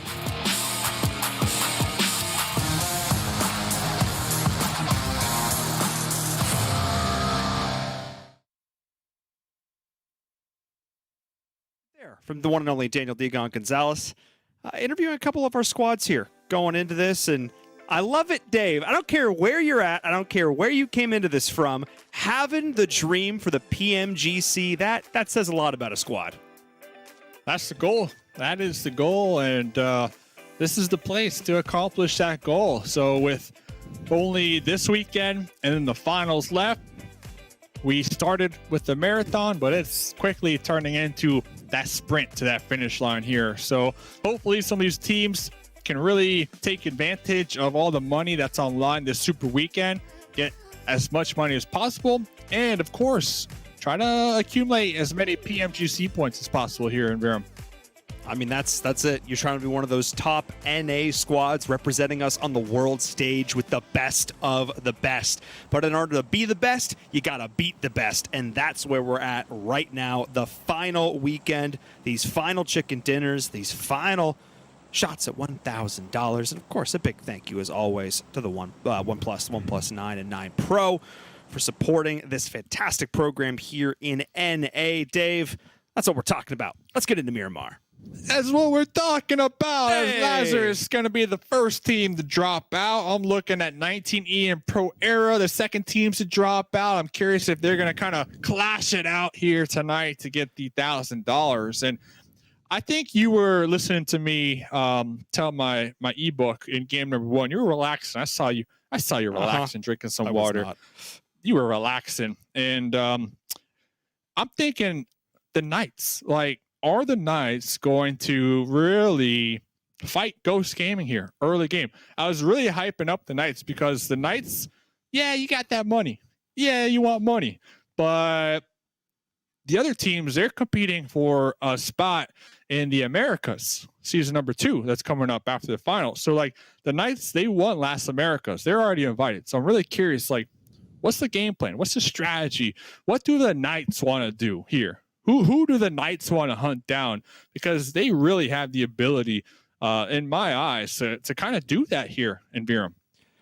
I think it's one part hunt down, and I think it's 2 parts of just play together, just get in the reps. Because, again, on paper, in theory, I think a lot of folks would consider this a stronger iteration of the team that even won the last America's Championship. You got Coops, you got Xenox, those 2 of those all-star players together on one roster now.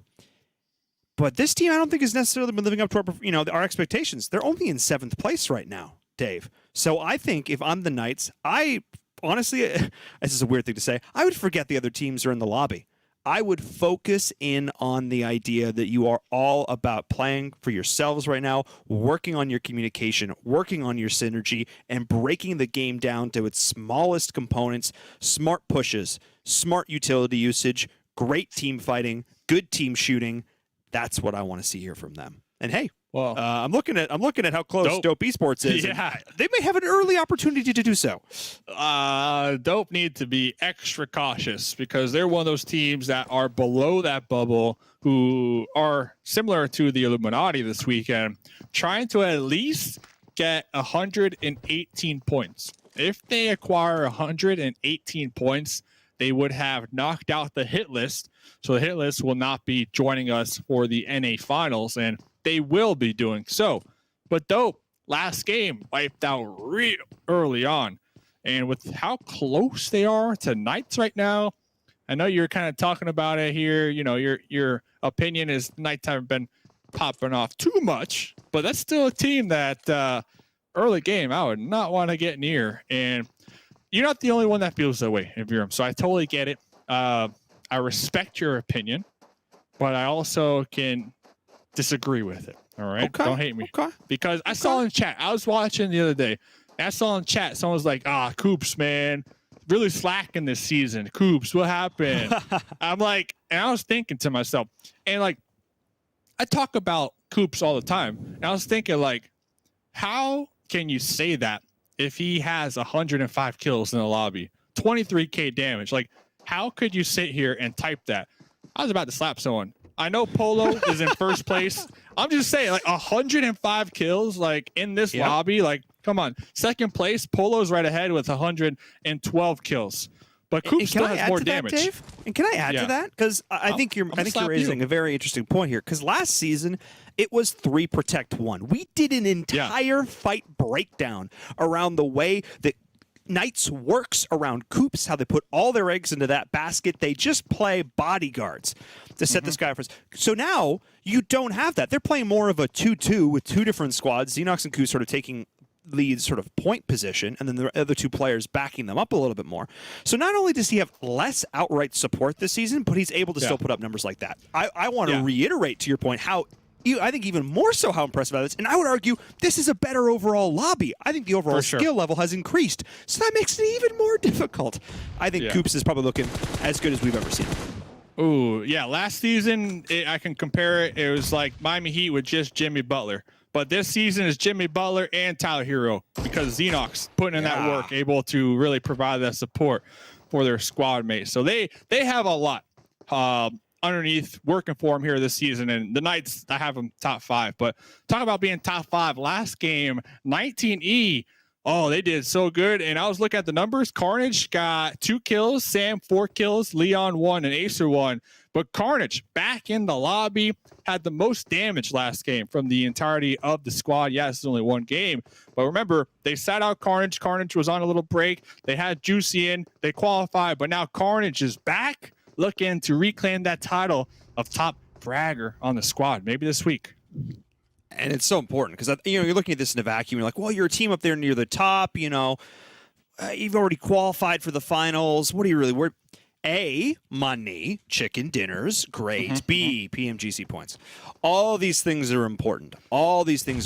So I am not surprised at. Oh, that was a sad bounce. That was a sad bounce. Oh, it was a bounce. It was a bounce. It hit the rock. Oh, and then that one goes right past Fishy. Imagine if you're Fishy right here. You're just like listening to these grenades pass your head, pass you by. You're clearly pinned down, and Pan?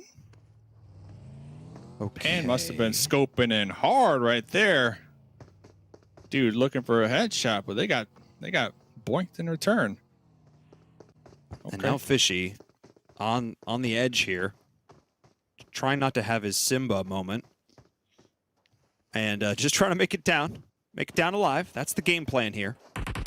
As the rest of 19E are just pushing on in, though. Carnage does actually end up going down. And Lolo able to win that exchange. That's big, which means now the rest of 19E need to group up and get back to him. Acer on a bit of a timer here, but the way Pro Era is set up on this low ground, I think it'll be no issue whatsoever for 19E to get Carnage back up and in this. But what this does do, Dave, is create an opportunity for Pro Era to back up, get on out of there, and just try and have a video game. That is true. And with only 2 alive, it's going to be a little bit difficult for them. But they are going to be somewhat center. And now we can see in the background the Knights also on a rotate. So the Knights might be the new challenger over here to 19E, as Carnage just recently picked up. Looks like Alucard doing some scouting, maybe spotting something over here. Possibly. Those are some Spidey senses tingling right there. That is just thousands of hours of gameplay.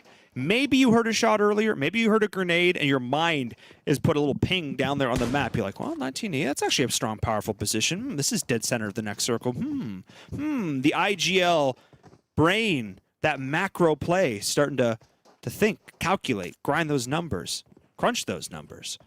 And we'll see if the Knights potentially end up making a play in, because these squads are a dead, and I mean dead center of this next circle. Yeah, and another thing that you have to kind of take into consideration is that a lot of these teams, they're creatures of habit, right? They have their drop spot. After they loot their drop spot, they have their rotational pathing that they like to take up. They have their favorite mountaintop. So with that in mind, all it takes is a couple sessions of VOD reviews, and teams could easily kind of have that mental map on where certain squads might be during certain periods of the game. So a lot of squads right now, pretty center. Squads not center, still out there in the distance. I'm looking down there towards the south. You got the Panthers, you got Dope, you got Boring Protocol. Now, Boring Protocol, we didn't really stress too much where their current position is on the overall leaderboard, because coming into tonight, they're 16th. I thought they can definitely maintain that, but they're honestly like, they're cutting it close in Virum. Like, they could totally lose that spot here this weekend to either the Illuminati or Dope. So they're on the edge too. Like, they are not out of the woods. They are in the woods right now when it comes to that pressure and the overall leaderboard. I mean, I'm looking at this, Dave. They need 30 points. That would pass the hit list. That would, by 1 point, would get them right up there, push them down a little bit, give them a little bit more padding to work with. That's 2 points a game. If you're here at this stage, Dave, you made it to the 3rd Super Weekend of the PMPL North America, and you can't average 2 points, a 2 PPG. We've seen teams average 13. If you can't do 2, then okay, maybe the finals ain't the place. So we're looking for them to do at least that, and I am fully confident the Boring Protocol can do that.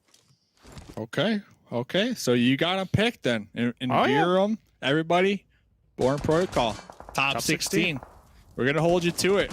Oh, kill switch, though. Talk about the communication.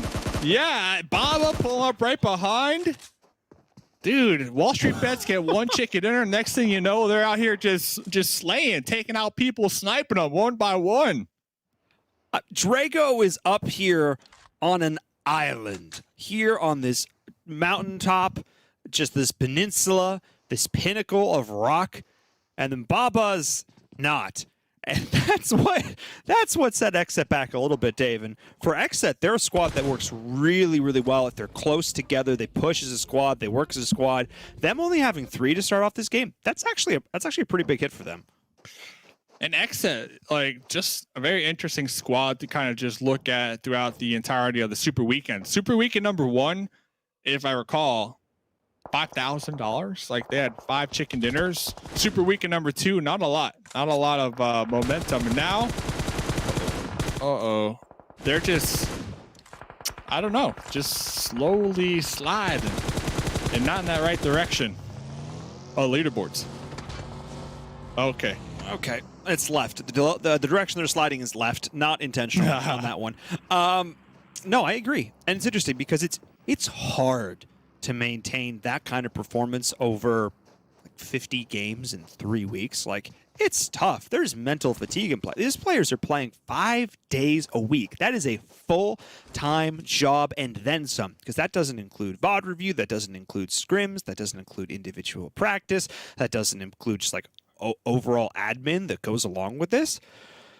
So I can't really fault them, but at the same time, like, this is the end. You know, this is the final bit. This is the final push to get in there, do the work, practice how you play, get to the finals. You have a little bit of a break after this weekend, Dave. So I want to see the XSET of old pop up here, and I very strongly believe that we can see that as they're pushing into this next circle. Junkyard, Hacienda still in play. Elazar, Illuminati in a pretty good spot there at dead center. As actually, continuing to be dead center. They're in a great position right now. And just to kind of double back real quick, like, I'm not knocking on XSET at all. They're 3rd place overall. They're doing phenomenal. They average higher than anybody else when it comes to average kills per game. 5.29 is what I'm looking at here. So they are popping up. What I'm talking about is their chicken dinner count. That is what I'm talking about specifically. Week 1, 5 chickens. After that, no chickens. So you have to assume when you do qualify for Super Weekend, I think one of your priorities is getting that cash money. So just wanted to kind of double back to that, clear my point up, because I don't want anybody thinking like, yo, Dave, what's he talking about? You know, XSET not doing good. No. I'm talking chicken dinner, son. Money.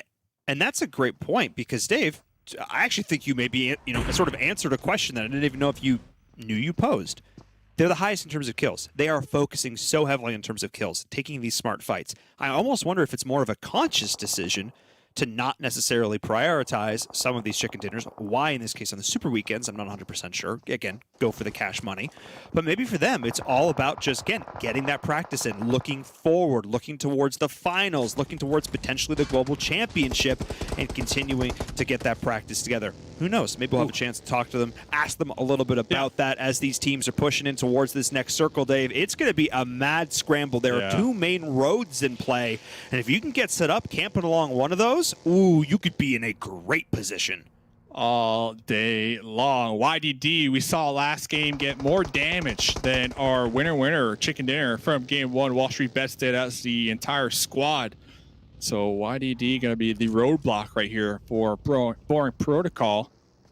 Looks like one of the squad mates, Valak, might have got picked apart and popping on over here. Dope Esports LLC getting caught in a pickle in the mountains just a little north of Junkyard. It comes down to Nesquik with a Tommy gun and getting hard pinched. 3 players, ain't nothing you can do. And WallStreetBets, Dave, showing up, showing some life. I love their splits. They've identified, we're playing Miramar. We can play a little bit further spread. The chances of us getting third-partied are that little bit smaller, and they are taking full advantage of it, Dave. They are making the right calls, and they are being rewarded. Ooh, the Panthers trying to teach XSET a lesson. And where's Polo? Where's Polo? Because, you know, Polo Gonna be fragging out here, but Polo might be done. Yep, Polo's done. Jay was the last one. And kind of back to your point, maybe XSET, they're just looking for kills because they're trying to make sure Polo gets MVP. Maybe they're trying to make sure Polo stays number one. Stays number one. Exactly, because you get money for that too. And listen, if you're number one in a lobby, that puts your name on the map like it did last season for Coop. So who knows? And one thing that I do know, though, the east side here in Virum, it's a mess. It's a clown fiesta. It is indeed. That southeast side just outside of Junkyard is an absolute nightmare, as the Knights are discovering / making for WallStreetBets as Drago, I would say their star player, losing that 1v1, a scrap of HP making the difference. But both of these teams are on the outside of the blue, or outside of the circle, I should say. They're going to have to move. They are not in this next zone, and they have about 3 teams between them and it. But first and foremost, you got to get through the Knights. Chico is down. Coops is going for the send, the revive. What a team player, as Alucard is laying down so much cover fire, creating so much space. And I think Knights might just be able to reset. But the question is, will Alucard make it out alive? Baba's coming. Baba has 3 kills this game also. WallStreetBets, they made a roster change during league play, and since then, they have just been dominating. And talk about dominating. It looks like 19E tried to push up here on the edge of this compound that Nova were defending. We're occupying, and now Sam up here on the high ground. Kind of just watch their teammates get blown to smithereens down here. And we saw a similar play of, I know I'm getting pushed, I know I'm going to get knocked, so I'll throw a long cook grenade and take us both out, which is what we did end up kind of seeing there.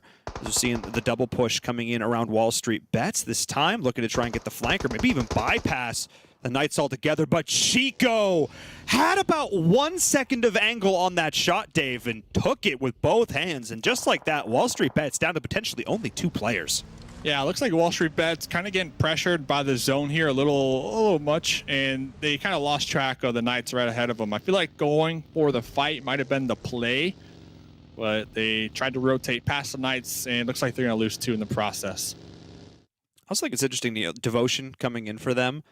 Maybe also part of the reason they've been looking a little bit better. Again, they still have to make it into this next circle. There's still a lot of unanswered questions for them, but they are going to go for a loop. We'll see if they're going to be able to make it in a round. As we're seeing Knights continue to push in. Devotion actually stops, getting in behind them here potentially. Maybe just going to go for some kills. Coops, though, with the vehicle right on by. Can Devotion find the shots? The answer is absolutely not. Coops in the tank out here. The M249 going to be going for that spray down on the Drago across the way. Drago done. Coops behind the boulder. Cooking a grenade, going to be tossing this grenade on top of Devotion, who definitely had the opportunity to take out Coops a couple of moments ago. And right as I'm, maybe this is part of the reason they're looking a little bit better. Devotion, pressure, maybe getting to them a little bit here. Will send it into the next circle, prioritize trying to stay alive, and okay!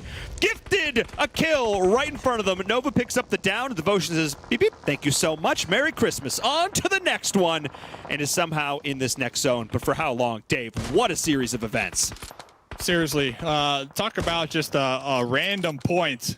And that's a nice point that they'll be able to acquire before getting taken out right there.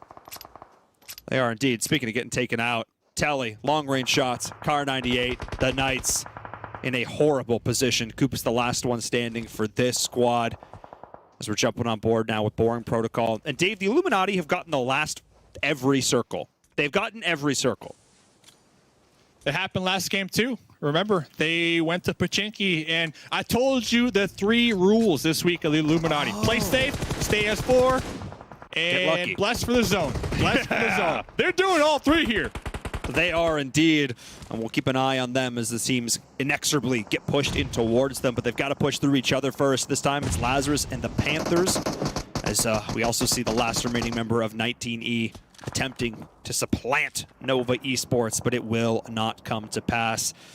G3, Telly up on the high ground. Legal, huge position here, Dave. Will be playing as the anchor, but of course, in the anchor in this situation means you're the closest one with your butt to the blue. Looks like G3 trying to toss the grenade into the smokes of the pickup. Looks like it's going to be going right past Jay here. those pickups might be successful. And Legal always playing that anchor, always playing that off angle over the squad, trying to play that overlook. But over here, Ghost Gaming looking to get involved with BTOWN. Well, that's the next fight up on the menu. Grave in the smoke. HH24 knows they are there. Drake is still down, though. Big 1v1 there. Tense is able to get the better of that exchange, which means that with that, BTOWN are in shambles. But Grave looking to put Tensa there as well. It's actually 2-2 right now, as both teams have been able to get a couple of knocks to start this one off. HH24 coming around the outside, trying to spray in through the blue. Will damage Grave a little bit, who's down to half HP. But here comes a big frag from BTOWN. Does so much, and just like that, BTOWN Esports is out of there. That's that good old-fashioned bail mail for you. And as quick as that fight was done with, well, Lazarus Joey out here with the Groza, looking to connect on the Legal. Got him! That's what they said right there. Taking out the Panthers. Now, the Panthers, they do still have one up. I believe it's going to be Jane, a vehicle, in the smoke. And that smoke is just a giant red flag right here. They know exactly where the solo is from the Panthers, and I think they know that too. They're popping out. They're running opposite directions right here. They are indeed. Just trying to stay alive, Dave. That's the name of the game if you're one of these teams with solos left. Is boring protocol experienced, and that's so for the Panthers. Get caught, and Coops, this vehicle was already smoking. Maybe he found a new buggy because there's zero chance that that's the same one he was in before. So everybody's playing Edge right here. I'm really curious, what has the Illuminati been doing? How many kills do they have? How much damage do they have? Because their main objective right here is to try to take shots at everybody, get as many points as possible, get as many knocks as possible, because they have the only compound in this zone practically, while everybody else just fighting for scraps on the edge.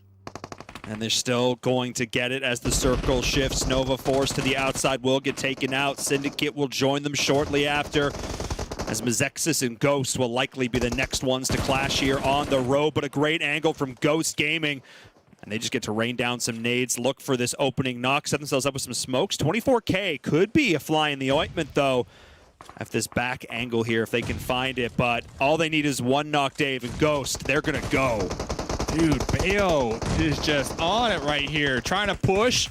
They got the grenades, they got the knock on a Starlight. BTOWN with the UMP suppress right here, going for those pre-fires through the smokes over here, trying to connect. Any random bullet through the smokes will be able to seal the deal. But look right here, Lie right behind the bus.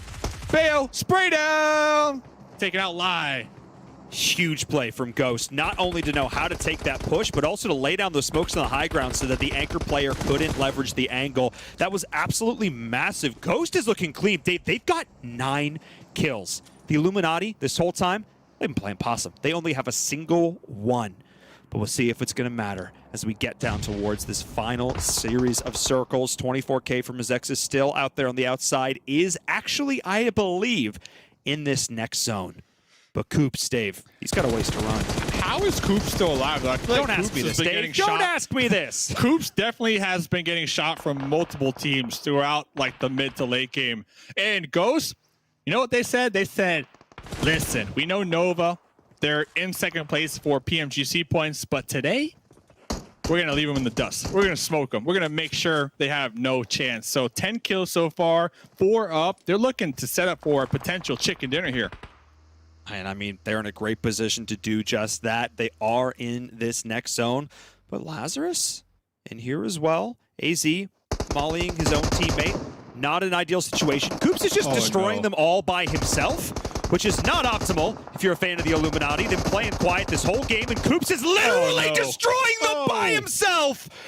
Coops, we hyped you up. We sing your praises. And Dave, that is absolutely why. This man is a machine. He is a monster. He is the monster of Miramar.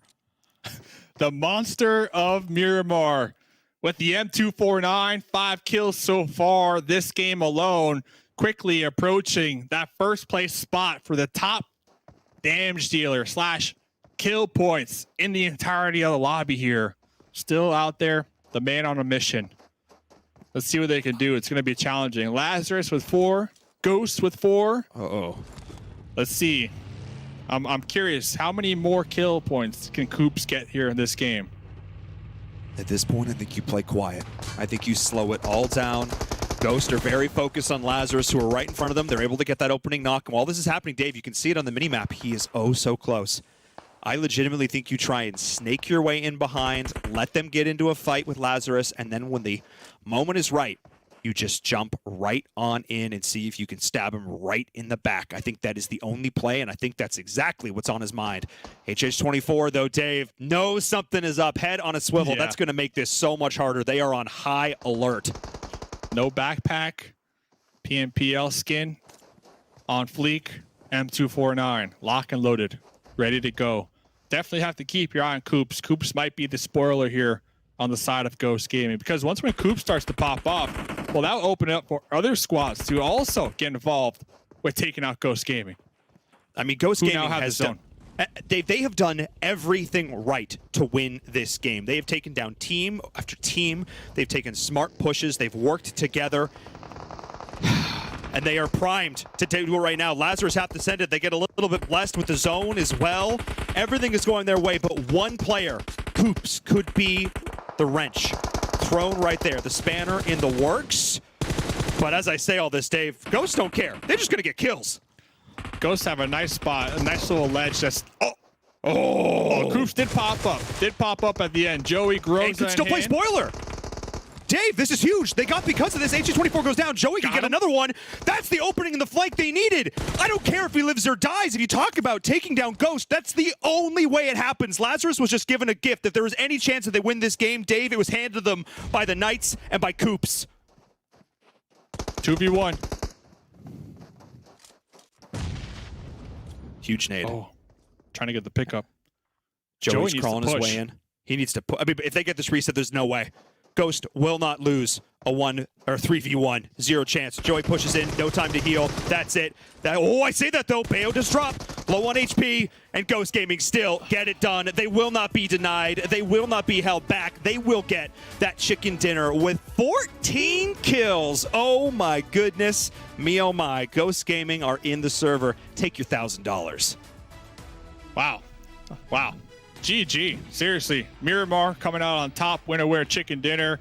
And what was that? Joey at the end. 6 kills also. Got a shout out to Coops, the wrecking ball, taking out the Illuminati. But winner chicken dinner. Damage 2,451.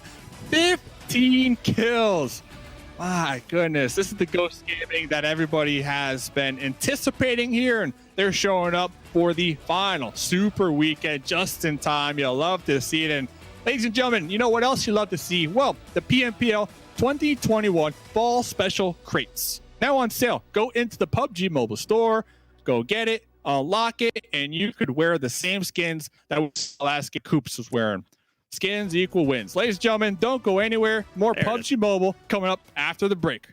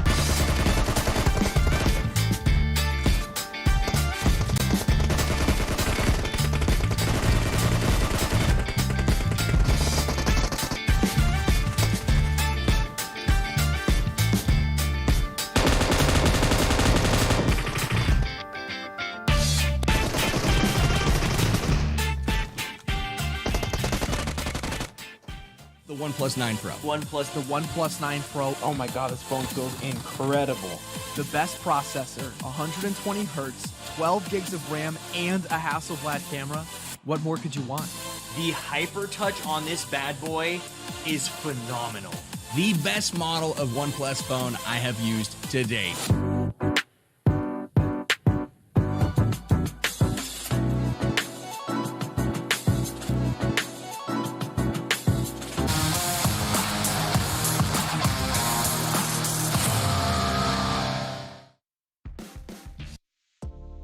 Hello and welcome back to the PMPL. Always excited to see you guys here. Map number 2 in the books, and let's go ahead and take a look at the top. And it's always OnePlus. Our friends at OnePlus continue to push forward with some of the best technology made specifically for gamers. Flagship performance with the 120 hertz refresh rate, hyper touch technology. OnePlus 9 and the 9 Pro are your best bet to find yourself at the top of the leaderboards.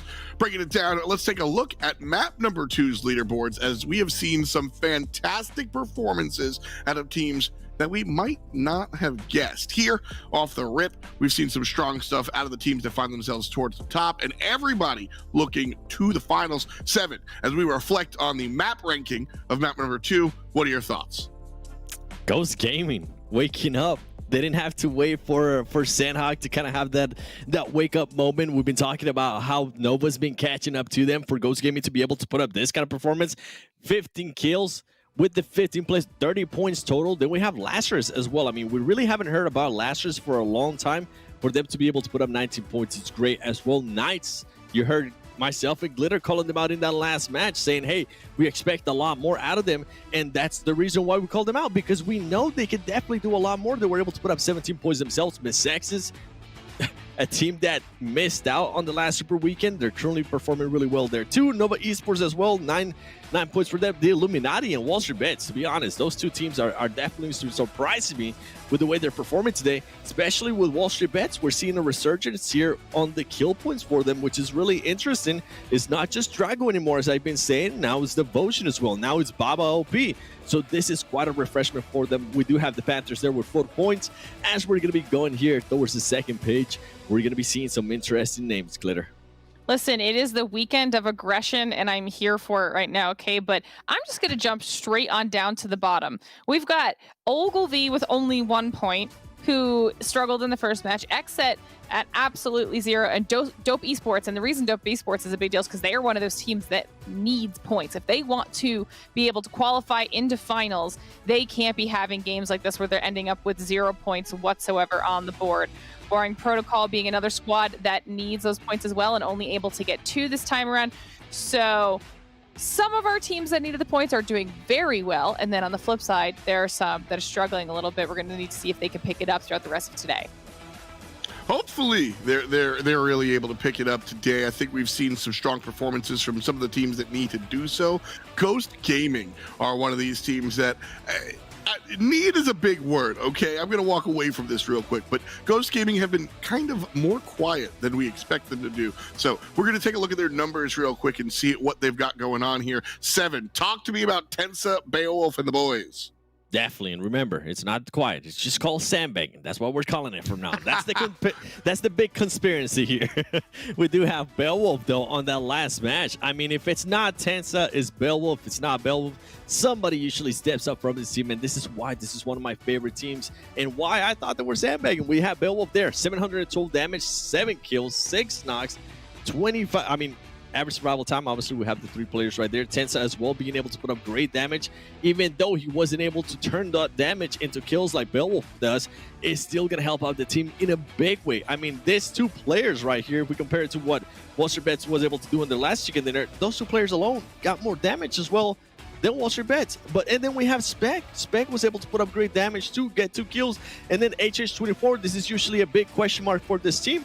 He's currently showing up as well. Overall, Ghost Gaming has started the day off amazing. They got this chicken dinner, and in the last game on Erangel, I believe they ended up with 6 kills too. So they're currently fragging. They're kind of changing maybe their meta a little bit. They're going from being that passive team to just waiting to see what happens to now they're starting to being that aggressive team. Ghost Gaming definitely showing us just a bunch of faces, and I'm all for it here because the PMGC points are still a thing. They don't want to let Nova Esports catch up. And if I'm not mistaken, I think the gap between those two was 162 points, which in a span of 6 days, technically, that we have left for those points to matter, is Nova could definitely catch up. So this is Go saying, hey, calm down, chill. We're here for a reason. There's a number of teams that we look to be the top contender, and honestly, this season around, we just haven't really seen all that consistency. There's that word again. So Ghost Gaming is one of those teams. The Knights also coming through. The black and yellow, they do really well in league play, and then kind of quiet down a little bit when it comes down to the weekend here, Glitter. The Knights, though, I've enjoyed watching them. What do you have to say about Pittsburgh Knights and their performance overall? Honestly, I'm excited that I get to talk about them here for this weekend. Okay, now what we're doing is we are comparing today versus their averages from last Super Weekend. Now, I know it looks like the numbers on the right side are higher, but that's because you got to take into consideration that is across the entire Super Weekend. That's 15 games. Already, their average for today is almost matching that. Their average survival time is already higher than last Super Weekend. I called them out after that last match, said that I didn't like where they were on, the standings in that first match. I don't know if they heard me. I don't know if, it was just maybe a little bit of a rocky start, but the performance that we saw out of them in Miramar, I mean, we heard Invirum, Dub, Coops, the monster of Miramar, and I don't disagree because Coops is performing phenomenally for this team. He's already at almost 1k damage in just the 2 matches alone. He's pretty much more than double the damage of everybody else on the squad right now. I mean, the fact that their assists are practically dead even after 2 matches versus 15 matches, this is so much closer to the Knights that we were hoping to see on Super Weekend, especially after the performances that we have grown very accustomed to seeing them get when we have the league play portion. Now I just hope that it's not just this one performance. I want to see it throughout the rest of today, the rest of the entire weekend, because that's a scary Knight squad. Yeah, they were definitely able to bounce back, right? Sorry, I wanted to cut in out. They were definitely able to bounce back from what they showcase in Erangel, and I think that's what you were saying. It was so impressive, those stats right there, Glitter, because they just had an abysmal performance in Erangel, and for them to be able to showcase that, what they're capable of in a way in Miramar, it's a great performance. As Glitter was saying, this is exactly what we want to see out of Knights. That's what we want to see out of these top teams for sure. Find that bounce back as we head over to the finals and able to kind of collect themselves. Don't get me wrong. I like to see some upsets and some strange names towards the top, but you also get a little used to seeing the neighborhood look similar. And so I want to see some of that stuff towards the top for sure. Knights putting things together and moving forward. Shout out to the Knights and their org. Always great stuff supporting their teams. But of course, you guys can support as well. Usually when I plug our socials, I ask you guys to get involved in the conversation and give us some nuanced takes. I just want to see the fans. Hashtag PMPL at us and let us know who your favorite player is, who your favorite team is, and why they're going to win. I don't want no strategy. I don't want X's and O's. I want trash talk. That's what I want to hear this time around, guys. So let us know. Hashtag PMPL. Find us all over the internet and get involved for sure. So Seven and Glitter, we're going back to Erangel here. So all that conversation that we had about the boys on Miramar and working out, old classic, a return to Erangel. So we'll see how this one works out. Of course, WallStreetBets took number 1 and number 2 a little bit different with Ghost Gaming, and so Erangel is where we're going. 7, let's talk map strategy. When we talk Sanhok, we talk about how small it is and how much of a frenzy it can be. And then when we see Miramar, we see different teams kind of step up. The classic, what's the take on Erangel? I mean, it depends on where the circle ends. Obviously, we saw what WallStreetBets was able to do there on the last match. They were able to win the game with just 3 kills. They were able to just clutch up when they needed to. They were able to play passive. So it can be a lot of ways to play. We have seen teams be super aggressive, just you know, they're feeling confident. Maybe they're feeling like today's their day, and they just decide to hunt down teams. We've seen Nova being able to do that before. So it just comes down to how these teams are going to be reacting. Now, going to what we were saying there with WallStreetBets, I do want to see how they're going to turn out this next match, because even though in Erangel they weren't able to get a lot of kills, they ended up getting the chicken dinner. And now we went back to Miramar, and guess what? They didn't really get any placement points, but they were able to get kills. So I want to see them get like a nice little good marriage between placement points and also kills, because at the end of the day, as you've been saying, as we've been saying throughout this whole tournament, is the consistency that we're looking into, because there's teams all over the world that are very, very consistent when it comes to kills and placement points. Absolutely. I mean, you got to be looking towards those placement points. You got to look towards the points whatsoever. As we said, our teams here, the 16 squads that have qualified, all of them looking towards the finals. So the points that our teams collect right here are going to be combined with the points that they get from last time around and the time before that. And I believe it is time to go to the game. Analysts, thank you for your time. We will return and break down our third map in just a little bit. And so for now, we're going to talk a little bit about the upcoming go. Again, thank you so much for joining us. Our commentators are standing by. For now, I will leave you with one piece of information. Sanhok's a little small. Miramar's medium size. Erangel is where you got to bring out the big guns. This is where you bring out the big competition. Let's go to the big competition. Casters, take it away. Thank you so much, F. Dot. Let's get into the match. What's going on, everybody? It's Hot Jukes here with my homie Zute. Zute, ready to cast match number 3? I'm ready. I'm ready. And we got the last 3 matches today. And let me tell you something. Something that's different is that Ghost Gaming, they're popping off earlier in the day. Usually from what I recall, they always start ramping up towards the last 2 to 3 games, but they just got a chicken dinner last game. So maybe, I mean, we got 3 games left. You think Ghost is going to be like prime Ghost form, like season 1 Ghost, where they were just literally like getting chickens back to back and just, you know, also getting the zones back to back? You know, we kind of saw how zones and Ghost Gaming work hand in hand, right, Hodgix? Absolutely. I mean, like, this is how it works. If Ghost doesn't get the zone, they're going to put up some decent points. If they get the zone, they're getting a chicken dinner with like 15 kills. You know, that seems to be the strategy.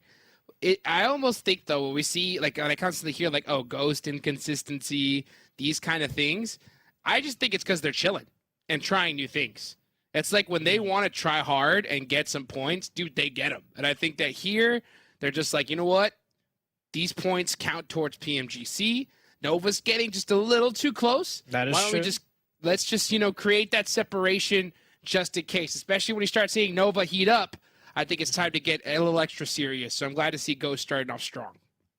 Yeah, I mean, you see it right there on the left side of the screen, guys. Nova was number 1 for a little bit, and just like that, with that chicken that Ghost got, Ghost is back on top. So I think Ghost is trying to reclaim their throne in that number 1 spot, especially since we're heading towards the very last week of the regular league play, right? So you mentioned Nova, and Ghost and Nova, the 2 hard hitters.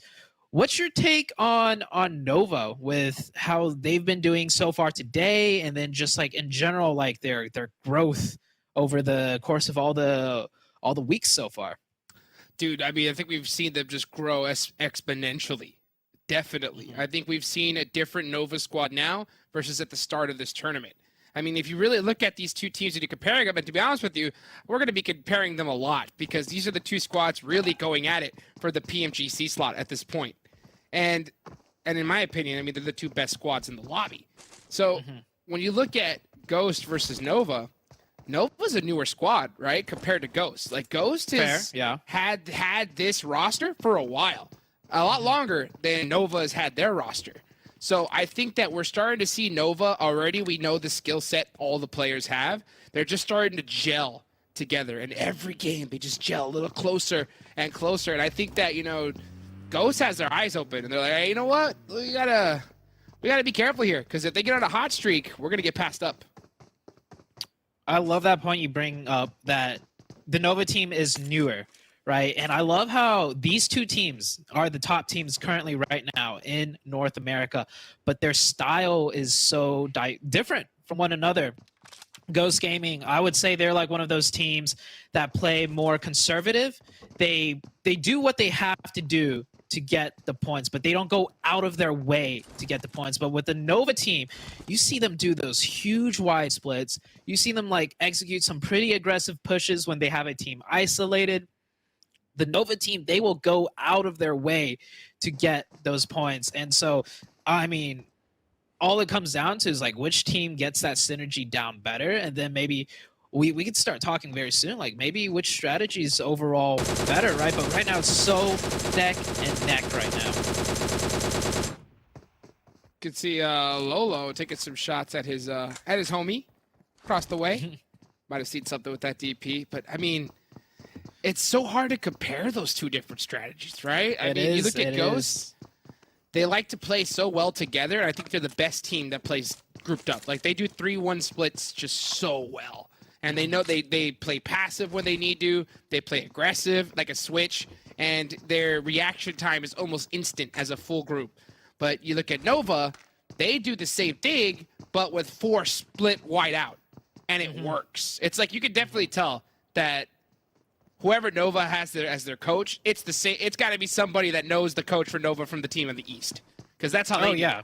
Yeah, definitely. So I mean, I think the secret sauce is passed down in the org. You know what I'm saying? Oh, for sure.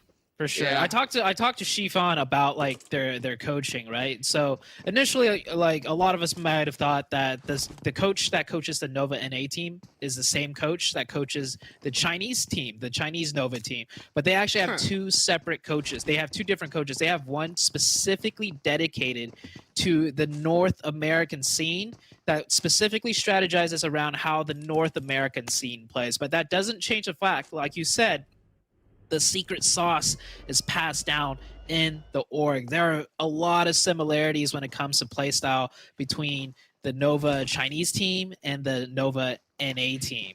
And so like it's great to see them bringing this new style into the North American scene, right? It's a style that other teams from North America can learn from in a way. And it's like, you know, Ghost Gaming, like their style, a lot of teams try to emulate that style, but it really comes down to the minute details for Ghost Gaming, the way they play it. So maybe, you know, a team like Nova, which their style it's more exaggerated, right? You can see the huge 1-1-1 splits. You can see the aggression setups. It's a style that, you know, you can maybe like look and copy more. But, you know, Ghost Gaming, on the other hand, like they're rolling with one car right now up to Mount Everest. You don't see Nova ever do that. All in one vehicle, all clumped up together, especially in the first zone. In the first zone, Nova is like split 1-1-1-1-1 across the map. So it's like so different. So different, absolutely. And the crazy thing is that secret sauce that Nova is passing along to each other, that is some championship sauce. You know what I'm saying? Yeah. Like global championship. It works, right? It's been proven in the East against, you know, if you really want to be honest, the best teams in the world, you know? So I think when I look at these two different teams' play styles, I would have to say, and I wonder what your take on is on it, Nova's strategy to emulate is way harder than Ghost's.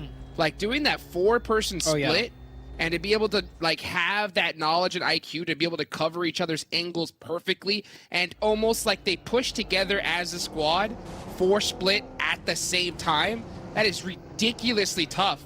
And I think that's maybe why Nova struggled early on. But as they play, as they keep going, that strategy that just gets a little bit easier for them. And we've seen what it's been able to do in the East. And it ain't no joke. It ain't no joke. I gotta agree with you there at 100%.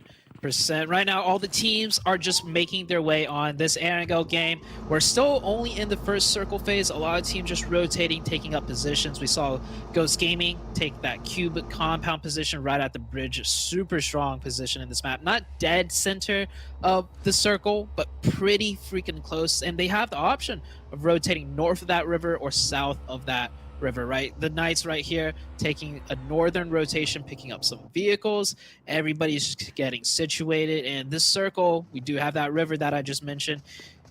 The next circle shift could be huge. Absolutely. I hate these circles, to be honest. I mean, they're so difficult as a player to manage because you have to really make a bet to go on the southern island or northern, and the circle can really shift in either direction. You see Sam taking some shots on a Natsuo. Doesn't look like he's able to connect. But yeah, if this zone centers up, which I think it will, the teams are going to have to make a bet. They're going to have to decide. You're going to go on the north side or you have to go on the south side? Oh, we'll see which one it goes to. But yeah, it might just center up, and that question mark may still be in the air. And yes, that's a huge question mark, because now it's like, are we going into the east side of Rozhok, or will the circle shift west to the west side of that map with two very dynamic different places? And you still got that question mark of north or south of the river. This one's definitely a tough one for teams to decide on. Absolutely. And then you got Ruins right there. You're like, all right, let's go check out Ruins, right? This is going to be center map, but it sucks, right? It's so hard to rotate out of there if the zone goes away from it in either direction. So you can see, well, let's take a look at what the top teams are doing, right? I mean, you look at Nova and Ghost. Those are the teams you really want to look at. They're gravitating towards each other right now. Yeah. The two top teams. You can tell. Yeah, you can tell. They know. Like, they know where the best spot is. And they're literally headed in the same direction, most likely from the same spot. I mean, what more can you say? Ghost is actually pulling up very close to the Nova team. You see Shifan there taking some shots, and okay, yep, Ghost realizes this location's taken. All right, we'll adapt. And Ghost Gaming, of course, one of the best teams when it comes to adaptability.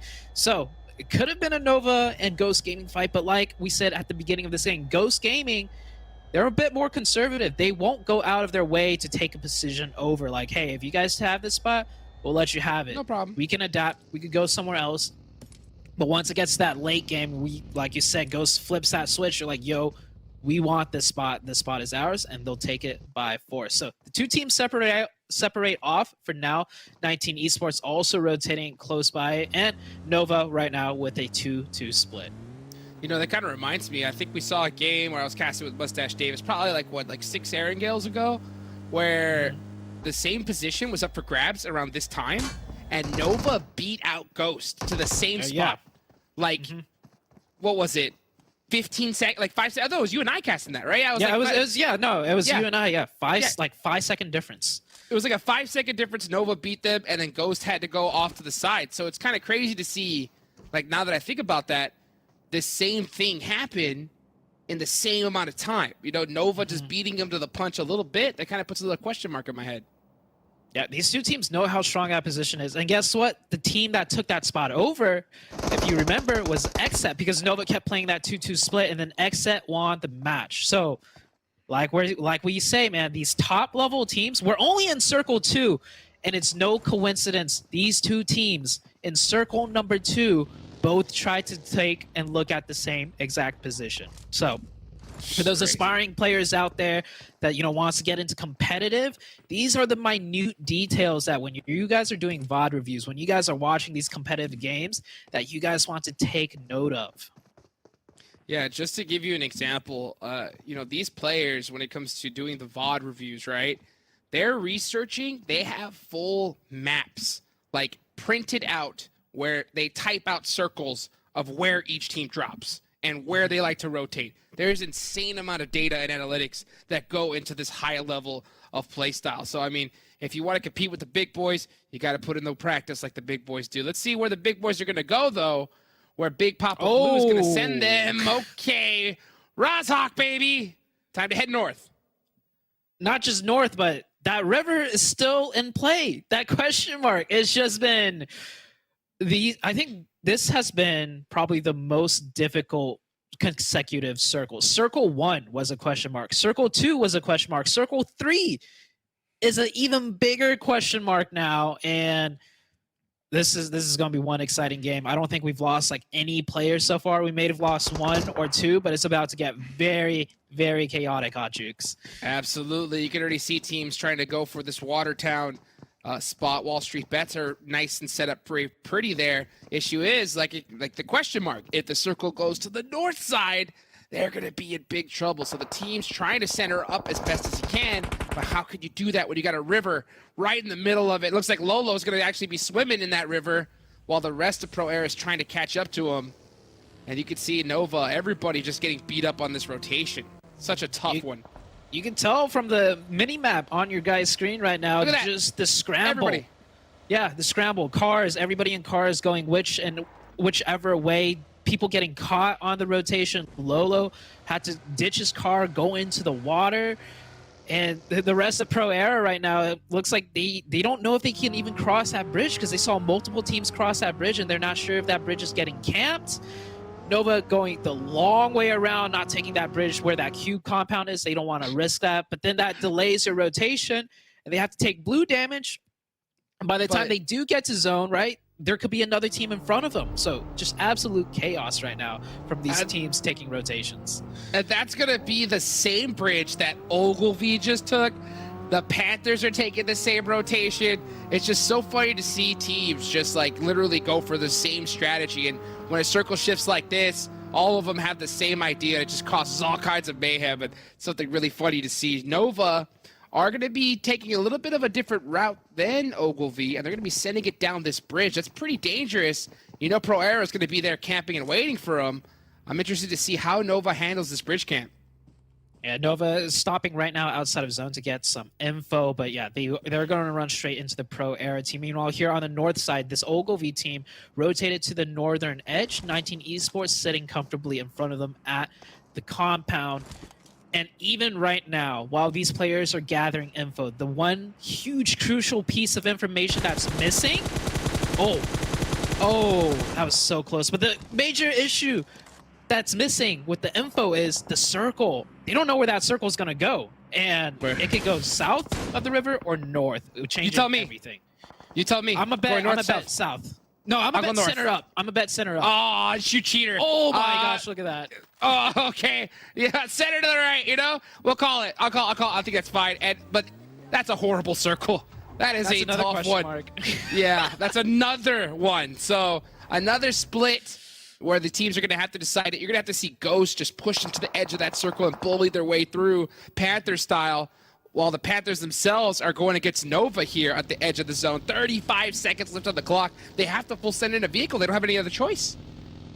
No choice. So, I mean, the question mark is there, but at this point, for a lot of teams, there are no more options. They can't choose to rotate back around. We're going into circle number 4, and yeah, all the teams have to bully their way, just like you said, in Ghost Gaming, bullying their way into the XSET's position. Kill switch once again on top of the roof. A menace on the roof, but Spec. Oh my gosh. 9 out of 10 times a player on the roof, especially when it's kill switch, wins that fight, but Ghost Gaming, they're a different breed.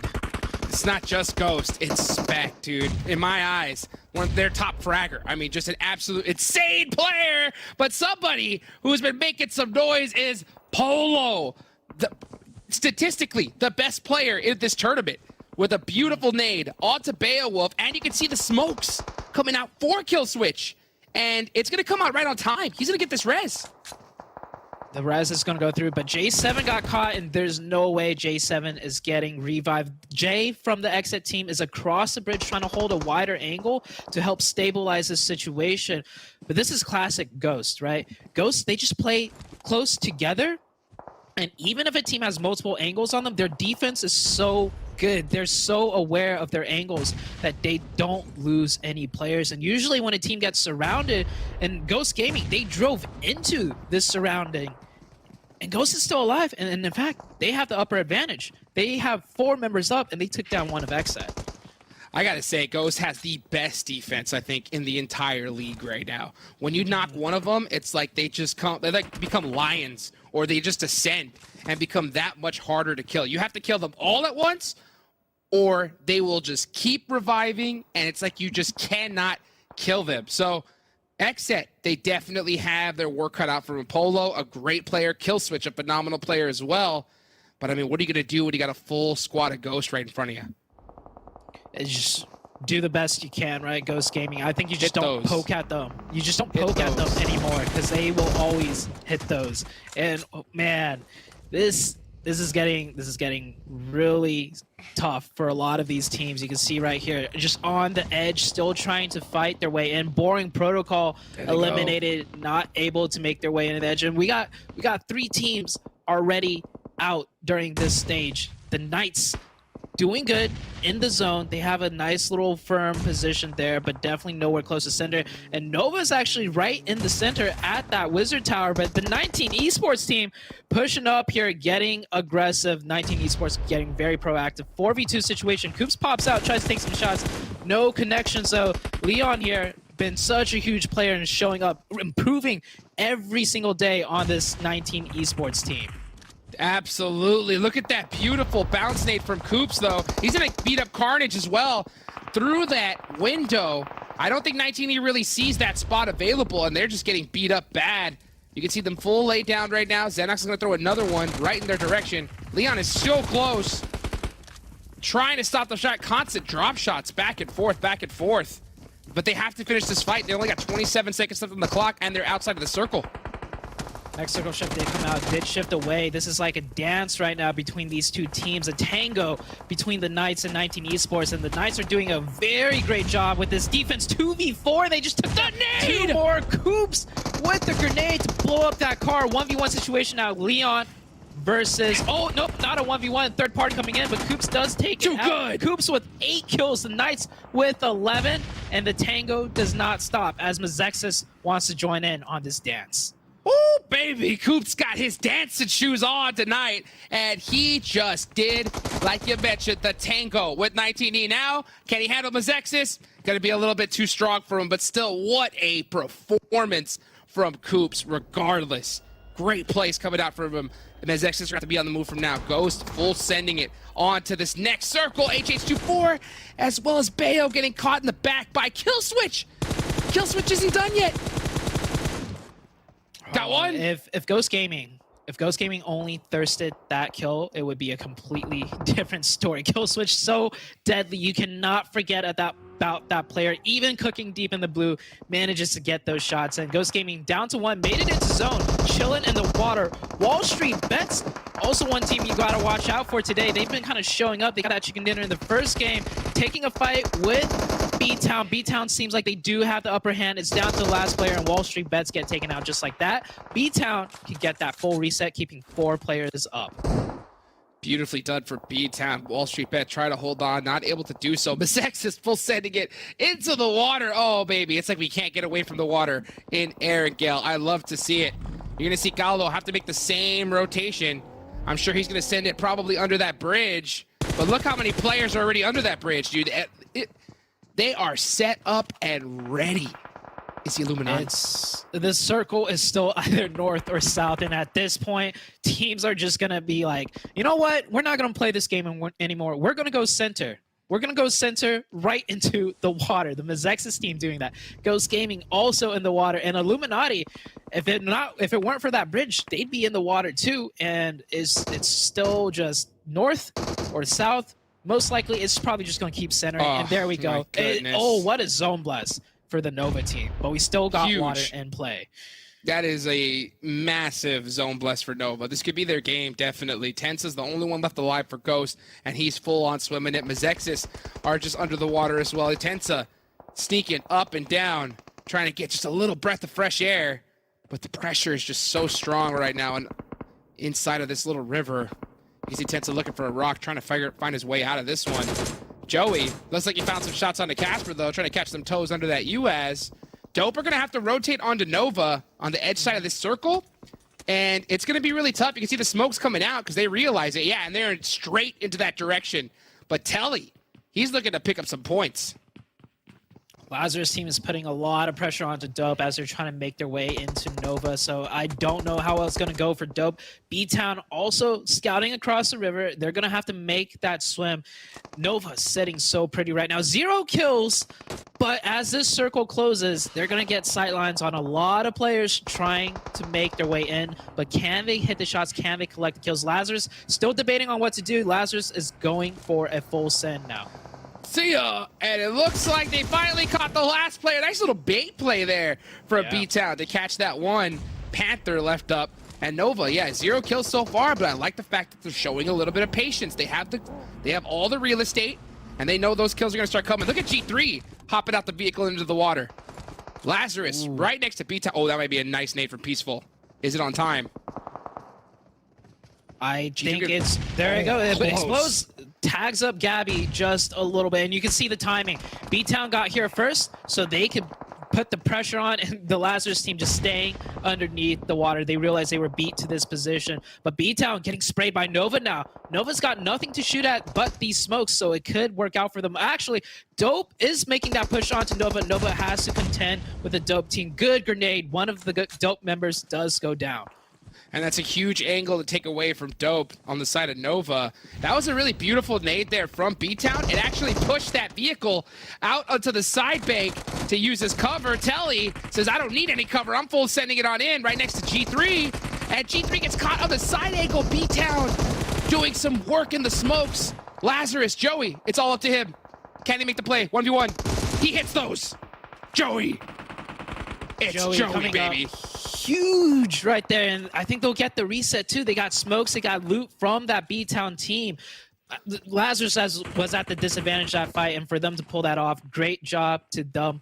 Game's still not over. We still got 6 teams left alive. Tensa is still alive. Mezexis under the bridge with Illuminati having their own little troll bridge fight underneath that, and Dope forced to keep their heads down as they did try to bite off too much from the Nova team, and that circle does shift down to the south side a little bit towards the water, so Nova's got to move. All of these teams got to move. I think Lazarus gets a little bit of that circle. Are you serious? Right, this is like the worst circle out of all the options that there are. It's going to make things just so much harder. And the crazy part is that Ghost is still alive.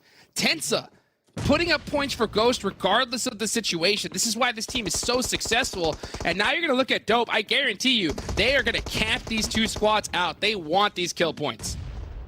Kill points is pretty much all that's left right here. Like, I mean, it's hard. You don't know if you're making it into that circle. Usually, like, some end games, you're like, I can maybe full send to this spot, but we're just kind of in the middle of nowhere, just some obscure rocks here and there. The Lazarus team looking for some kills, and you still got this water in play, right? You don't know how many fishes are swimming right now. You don't know how many kill points are in there. Nova moved first, but Dope catch one onto the Nova side right there in the kill feed. And look here, just peeking his head out for a little bit, but getting saved by Nova as they put some shots down onto Lazarus. And it looks like they're fully setting it dead center of this circle with only smokes and a car as cover. The rest of the teams are pretty much using the water, the river as cover, because that's the only option that they have. Looks like it's really going to be between these 3 teams, Dope, Lazarus, and Nova. I think it's only a matter of time for Mezexis and as well as the Illuminati. Dope is actually making good ground right here. Nova kind of just had to go in blind, and Dope's sightlines are not smoked out, so they could see everything that's happening. And yeah, Tensa is still swimming down there. Nova did lose 1 player, and they have another player knocked. Good nade from Chiffon, but no knocks. Damages all of the Dope very heavily, but Joey coming in huge, and Landman pops up from the water and takes down another member of Lazarus. This is an all-out fight right now. Everybody's popping up and down. Ghost Gaming get eliminated. Dope is in the water. Landland's taking shot. Landland gets blown up by the car. Landland trying taking shots on Joey. Joey is coming in huge for this Lazarus team right now. Joey is on fire. Landland like a piranha from the Amazon. But you got Joey, the anaconda, on the bank here, putting in so much work. 5 kills. He's pretty much taking out everybody on this bank of water. And you can see Mezexis in the Illuminati. Yep, chilling in the grind. That's it. Oh, a nade from Joey? Oh. This may be beautiful. Oh, they know it. They heard it coming. And he gets one. Joey, what are you on? Oh, here comes King. 1v1? I win those. But you can't stop Nova. You can't. Oh, Rin gets him though. And I think Nova, it's a 3v1. Gabby has been quiet this whole time. All eyes were on Joey. Joey was G3. I think Joey got like 5 kills over there. G3, can he clutch this? Oh, he's absolutely surrounded. Go for the res. Why not? Joey is on fire. What a finish, ladies and gentlemen. Nova That is a big chicken dinner there. Ghost, hello, Nova. They're coming for you. They're coming for you. I know you put up some points regardless. That's a big game, though. That's a good chicken dinner right there. What a better... I don't think there's a better rivalry. Ghost Gaming get a chicken last game, and then Nova just follows up with a chicken of their own right there. 1,166 damage, 6 kills. Not as many kills as Ghost Gaming, but it's still a chicken dinner and points on the table. Yeah, that's 21 points on the table. That's a big jump that you can easily do. A good couple chicken dinners. That's gonna make some people nervous. And Nova making people's hands shake. But I'll tell you one person they didn't make hands shake. That's Joey. Oh, Joey from Lazarus. Ice cold water in his veins. Does go down from, just, I think at that point he was just like, all right, I did my job. Nova, yeah, you got the position. You can get the chicken dinner. But what a finish. What a performance overall, everybody. We'll go ahead and have more PMPL for you right after this break.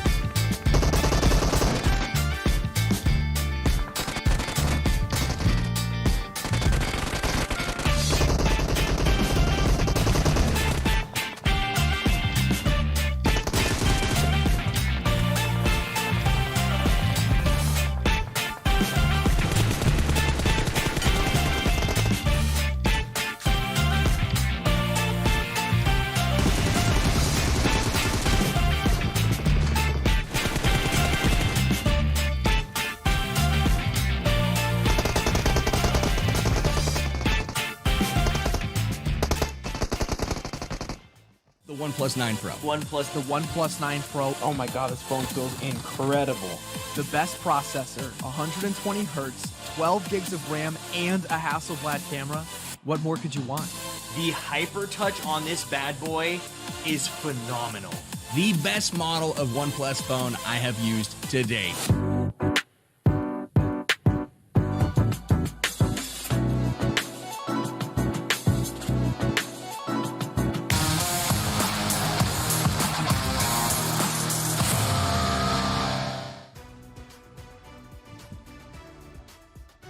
Third map in the books. Welcome back, real fans, to the desk here at the PUBG Mobile Pro League.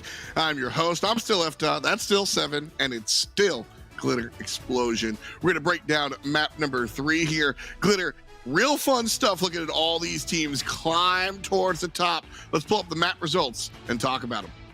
I mean, Zute kind of hinted at it, previously. The Nova Ghost rivalry, I'm loving it. Okay, Ghost gets the chicken dinner, so Nova's going to answer back with their own chicken dinner to keep the race with those points as tight as possible. Of course, though, Lazarus having a phenomenal game. Once again, really high in kills and getting a lot of points on the board for themselves. And Illuminati somehow up in a top spot multiple times. They were one of those teams that really, really needed these points, 7. So the performances out of Illuminati and Mezexis, I mean, this is huge. Not only that, I mean, we have Knights there with 12 points, and a big surprise for me, Dope Esports. For them to get 10 points, this is huge. This is a team that definitely needs the points. And you know who's currently at home watching, biting their nails? The Hitless, because boy, they're targeting you big time. BTOWN Esports there with 8 points.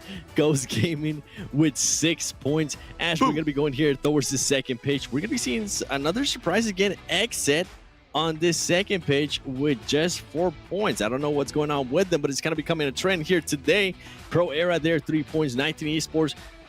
I mean, they haven't shown us what we're gonna expect out of them as well. Glitter during the week of league play, we only saw it on literally the last match. I wonder if maybe they're gonna end up doing the same thing here today. 19 Esports with only 3 points. The Panthers 2 points.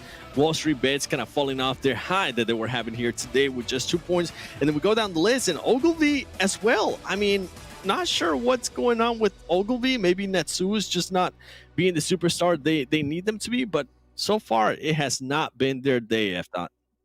Not at all. Some of these teams definitely need to pick up what they have been dropping, because, like I said, the big teams, they've started to put into gear. So all these teams at the bottom that have kind of got their bites and have taken them when they can, it's trouble, because now everybody's playing well, and everybody has to step up. Taking a look towards the damage that we saw there over on Erangel. Some teams really, really performed. We saw Nova make it all the way towards the top.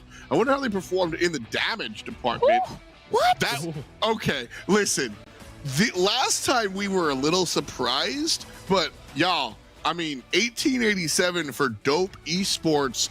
That is a stellar performance, honestly, Sam. Is it? I mean, 18, how do you have almost 2,000 damage and only end up with 4 kills? You're totally right. Glitter. Tell him, Glitter. So my take here, you're not wrong, but for me, when I see the damage number, you've gotten there, right? You do have to bring home the kills. Absolutely, you're totally right. But like, you did the work to be that successful. Like, I find you can get okie doke wins, you can get okie doke kills, but damage is where you've put in the work.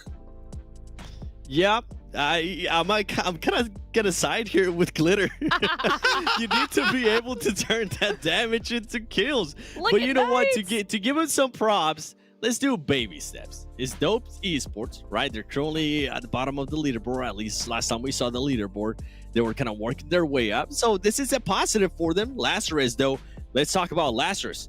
Joey has had an amazing day. So far today, that man has put up 17 kills for his team, almost 2,000 damage with the second person following him. They're only been able to put up 3 kills with 1,000 damage. So talk about it, having an amazing day. So far, that man is gunning for MVP of the day. Hopefully he's able to keep pushing forward for Dope. They are a team on the cusp, and that's what we're going to talk about. So we only have 16 spots here for finals, and we'll take a snapshot of what the game looks like at the moment. So Nova, with their win we just saw, will maintain that first position. Ghost Gaming in second place. XSET and 19 following up for third and fourth. Glitter, I think that we see our top teams towards the top like most people would have expected, but there are still some surprises. Yeah, I mean, what I'm actually watching right now is how that points gap is starting to shrink down, at least for those top teams. I mean, Knights is definitely sneaking up on 19 Esports slowly but surely. I'm surprised Ogilvy's actually holding on as well as they are. Panthers and Syndicate going to be rounding out our top 8 as the points continue to fall off from their big chunk going from 7th to 8th. And then now as we look at the second page here, 7, Illuminati, WallStreetBets. I mean, they did it. They did it.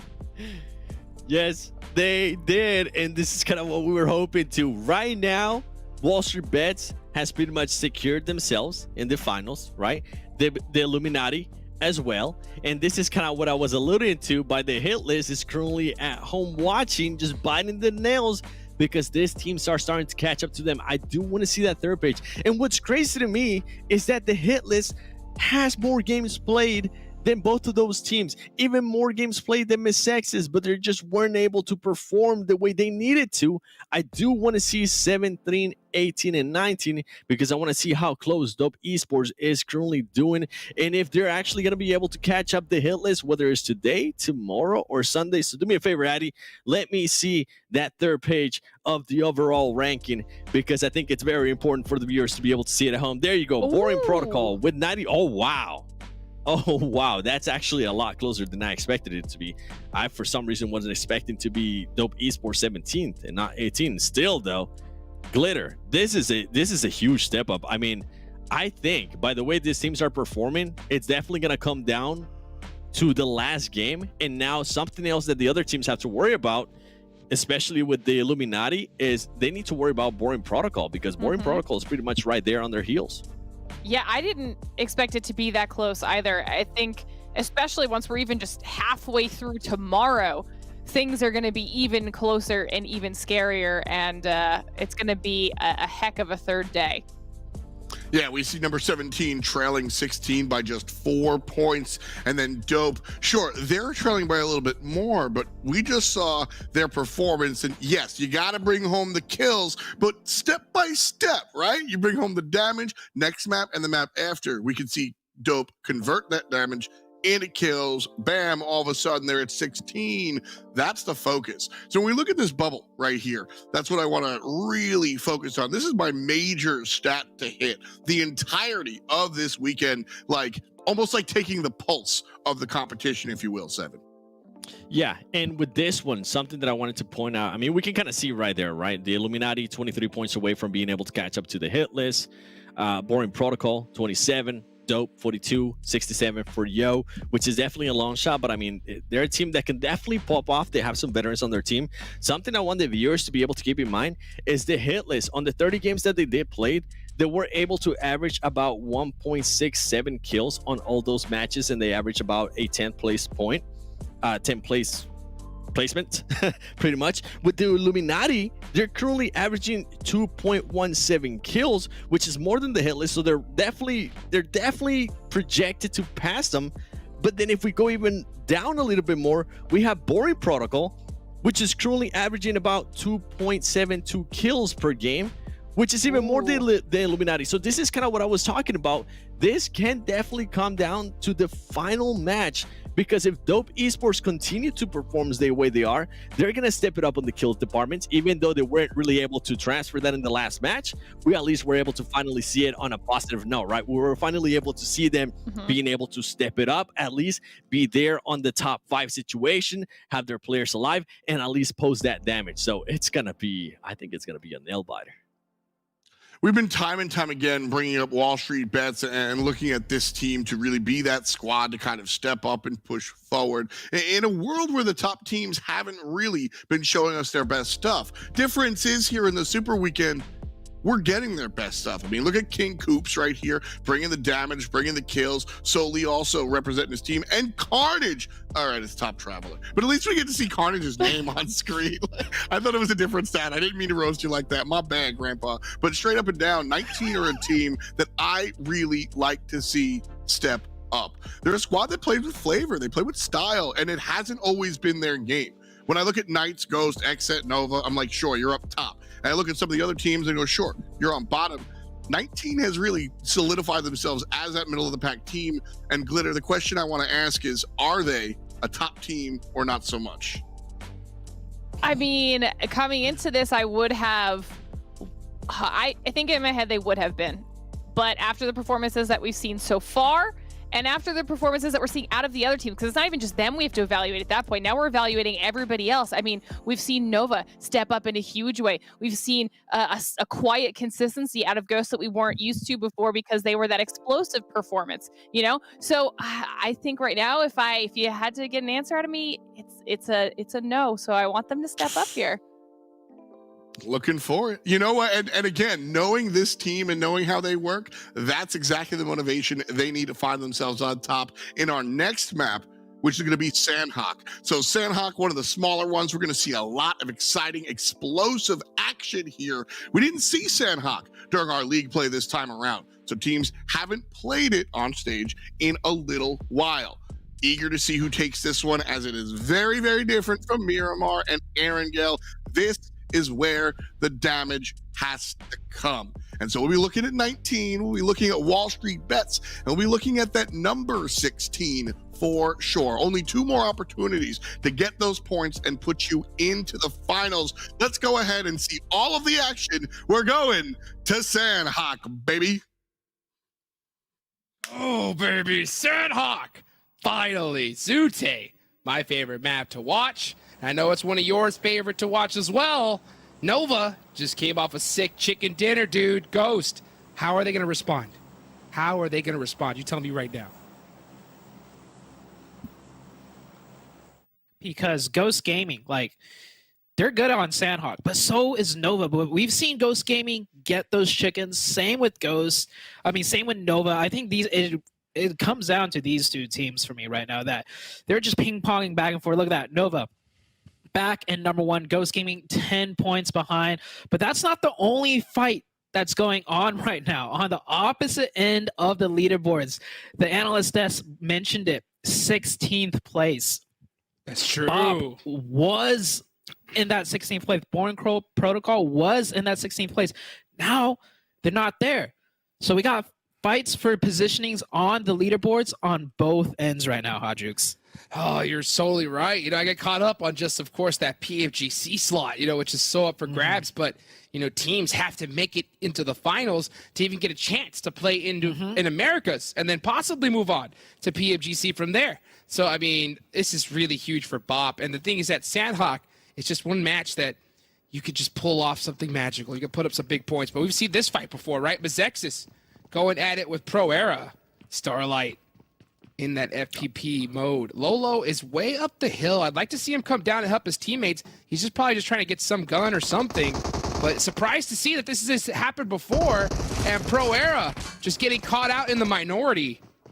Now it's up to Pro Fishy. Era definitely not getting the first trade. One of them gets knocked, and he's just Fishy's trying to stall for time. Fishy's trying to stall for time for Lolo to get an angle to help, but Lolo just cannot run up that giant mountaintop high fast enough, and that's 2 players down from Pro Era. And now Lolo's taking some shots, but Mezexis, they already got 2 kill points right there.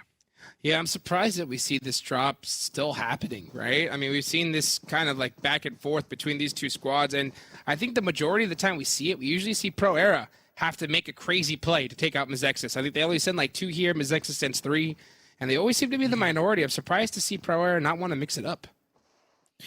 It's that adaptability, and Pro Era this time around just doesn't have it, and Lolo, Lolo. He is in a little sneaky Hello. spot. But it's got to be kind of obvious too at the same time, right? Oh no, Lolo! No. Lolo, no! Oh, not like this. Oh, I was expecting Starlight to shoot some more and right into the box, because Lolo did kind of just absolutely whip that. I mean, it happens, right? Pan. Yeah, it happens to the best of us. Pan, last one alive now. Pro Era. We're at the very start of this Sanhok match. They're already a 1-man team, not looking good. Syndicate playing with 3 runs up right onto Legal from the Panthers. They both hear each other. They're doing a little jiggle dance back and forth. Moso, you see him in the background. Moso could come in huge right here, and Legal just trying to stall for time for Moso to come in and help on this fight. Oh, you can see he's like, that would hurt, and just great angles there from Syndicate. Good support coming from both ends. Legal never really stood a chance there. Moso, yeah, pretty much the only help that he had was just not in a position to help at all. You can see Salty with that M16 poking some shots at, putting that pressure. Yeah, Moso realizes I got to keep an eye on this hill. Player that did get taken down. Yeah, the player that got taken down was from the hillside, and another one from the band. The Syndicate doing a great job with 3 members. I think Syndicate's just utilizing a blitz strategy. Just go super fast on these teams that do split drops around here as a group. And that way you can just disregard the fact that the Panthers are a 4-man and you're a 3-man, because they're not a 4-man yet. When you blitz them so fast, they're still split up across the map, looting themselves. Dude, the Panthers play style is just like an enigma, you know, like it's just not something you see every day. A squad that just loves to play that edge circle, and it always, and the way that they just get aggressive we see it pay off when the times it gets tough, but then I think that we see them just lose out early, kind of not really out of necessity, you know, just from these kind of plays. We'll see how Frady is able to handle this. He goes for the peak. Nice little shots there. He's going to go for the thirst. He's going to get it. Ooh. Surprised to see Syndicates just send so few that quick. Oh, nice laydown. Oh, nice turnaround, too. Yeah, Syndicate, like, yeah, that's a number one rule in this game. You never crest the top of a hill by yourself when you know there's players that could be around. You always want to crest over the top with at least one other teammate, or stuff like that happens. You get knocked, you don't get traded, and you also get thirsted. So Syndicate now is caught in a very tough spot. They're basically surrounded by the Panthers on two opposite ends. It is a 2v2 situation, though. So Syndicate, all they need is that one knock. See how the Syndicate are gonna catch it or not. See the big cheese. Voldy dialed in. Gonna actually move away. Gets clipped up a little bit from Jay. But Jay's in just such a really tough spot to try to actually get a knock. Oh. Look. The M16, dude. M16. So M16. underrated. You know, I've been streaming and watching some other tournaments here and there, and people ask me in the chat, why do we see so much more M16s? But hold on, Frady's got the UMP. That's the other huge gun in this game. He gets one. Goes for the jiggle peek. Doesn't get the second. Oh, so close. Salty. The vector. Oh, there we go. Oh, the toxicity. As a 3-man, too. It's about time we see some crate shooting, and it's right there. I love it. You love to see it. At some point in the tournament, you want to see some crate shooting, and there we go. But like I was saying, the M16, right? We've been seeing it more and more. And I got to say, I got to give a shout out. I think as far as the North American scene goes, Spec is the one that kind of is pioneering that M16 meta in North America. Great to see, but of course, we got to give it to the all-father of the M16. That's Paraboy. From across the waters, right? He's the one that really put that M16 and the DP on the map, and it's good to see some teams, you know, starting to utilize these weapons. And M16, it's really good. Trust me. You just got to learn how to use that single fire, and it'll do wonders for you. Hey, Spec may have said, you know, I wrote the book on the M16, but Paraboy said, I'll show you what a pen is. You know what I'm saying? Like, the dude, I mean, the originator of that long distance, no recoil spray. And you see a lot of teams and players just try to emulate that style and still not have success after so long. It's kind of crazy to see that success receive. And that's a player on Nova, you know, but in the east side. So, you know, of course, the Nova team here in the North American side, they have some big shoes to fill. 100%. Speaking about shoes to fill, Baba OP, he's had big shoes to fill this whole entire tournament. I've been seeing the YouTube chats, hashtag Baba OP over and over, and Baba showed up. He showed up today. He got 3 kills and a chicken dinner, but can he show up for the rest of the matches? He took some shots there, laid some damage in, but no knocks, and this Lazarus team, they're looking aggressive right now. Heck, yeah. I mean, how can you not say Bob OP after the WallStreetBets chicken dinner in the first match, you know? I'll admit, though, if I had to be a fan club of one player on WallStreetBets, it's got to be Drago. You know, Drago has just been popping off for this squad. Statistically, he's just every time you see a good match from him, you see them have a lot of success. So I want to see Baba, you know, just really go full Baba Yaga. You know what I'm saying? Not Baba Nada, Baba Yaga. Oh, we'll see. I mean, they got a couple more days to play with. They have a few more games. And XSET, once again, caught kind of like, oh, J7 goes down. He did manage to knock one, but I think J7 is not revivable. Where's the rest of the XSET team? There we go. Shots coming in from the other way. Killswitch taking some shots. The Knights and XSET fighting in this position. It's something we haven't really seen in the Sanhok game. Not in a long while. You can see Killswitch. I love that peek back instantly. The second he even felt danger, sensed it. He knew that it time to go ahead and just try to get this little reset going. Coops on the off angle. Another top fragger in the tournament. He's kind of stuck at this rock. He's very scared to cross. It's just way too open field. That Polo, literally, statistically, best player right now. Looking straight at him. And Coops actually wanted to beat Polo and for MVP. So this is a nice battle between the two superstars here in the tournament. Jay almost got... Oh, there. That nade, though. Oh, what an amazing bounce nade. He went for the revive. I would have to say that player did seem in a safe position. I can't fault him too much, but going for the revive just sometimes is not worth it. And it was actually Syndicate taking shots, going for that third party, almost knocking Jay there. But now the Knights are looking like they want to back up here. Xenox, Coops still up. Chico is knocked in XSET. Well, XSET's just down to 2. Coops is not backing off. He's actually trying to find a different angle onto Polo. He wants Polo. He wants him. I guarantee you. After you get 1 kill and Coops realizes that this is XSET, he knows, I got to take out the player that has the best stats in the lobby. I want to go for that MVP. Of course, we switch, to the Ghost 19E fight, which is a big one. Sam is up front, holding that rock very carefully, so gently, not making a sound. Will Ghost fall for it? I don't think so. Spec is shooting right in this direction. Okay, yeah, they know. Ghost said, see ya. Look at HH24. Goodbye. I almost feel like 19 Esports actually made no audio or visual cues, but Ghost Gaming, the way they played that, they still played it that same exact way without prior information. It's the VOD reviews. They know 19 Esports has priority over this spot. And speaking about priority over this spot, HH finds a... HH, okay, we talk about this player on Ghost. We say he's sometimes a question mark on the Ghost team, but honestly, HH makes some of the wildest entry openings I've seen from the Ghost team. HH is the wild card on the team, but he also makes those wild card openings, and that angle by HH, you see it right now. All of 19 Esports just immediately backs off. They're not even sure if they want to try and save Sam and Ghost Gaming. They're not even pushing, but that's how scared they are. I can't lie. When you see HH play, I got a chance to play with him multiple times, and I got to say, that guy, when I look at this squad, if HH is having, a bad or okay day, Ghost is deadly. If HH is having a monster day and he's popping off, Ghost is like almost unstoppable. So I think once he gets firing on all cylinders, he's just that like little missing link that just takes Ghost to just another level. So interesting his playstyle. 100%, and there's stats to back that up from in the past, right? Oh, yeah. I was in China playing PEC. Back then, Ghost Gaming was still Temple Storm. I believe they took 3rd place. They beat out a Chinese team. And I remember the very last game where they got a chicken dinner.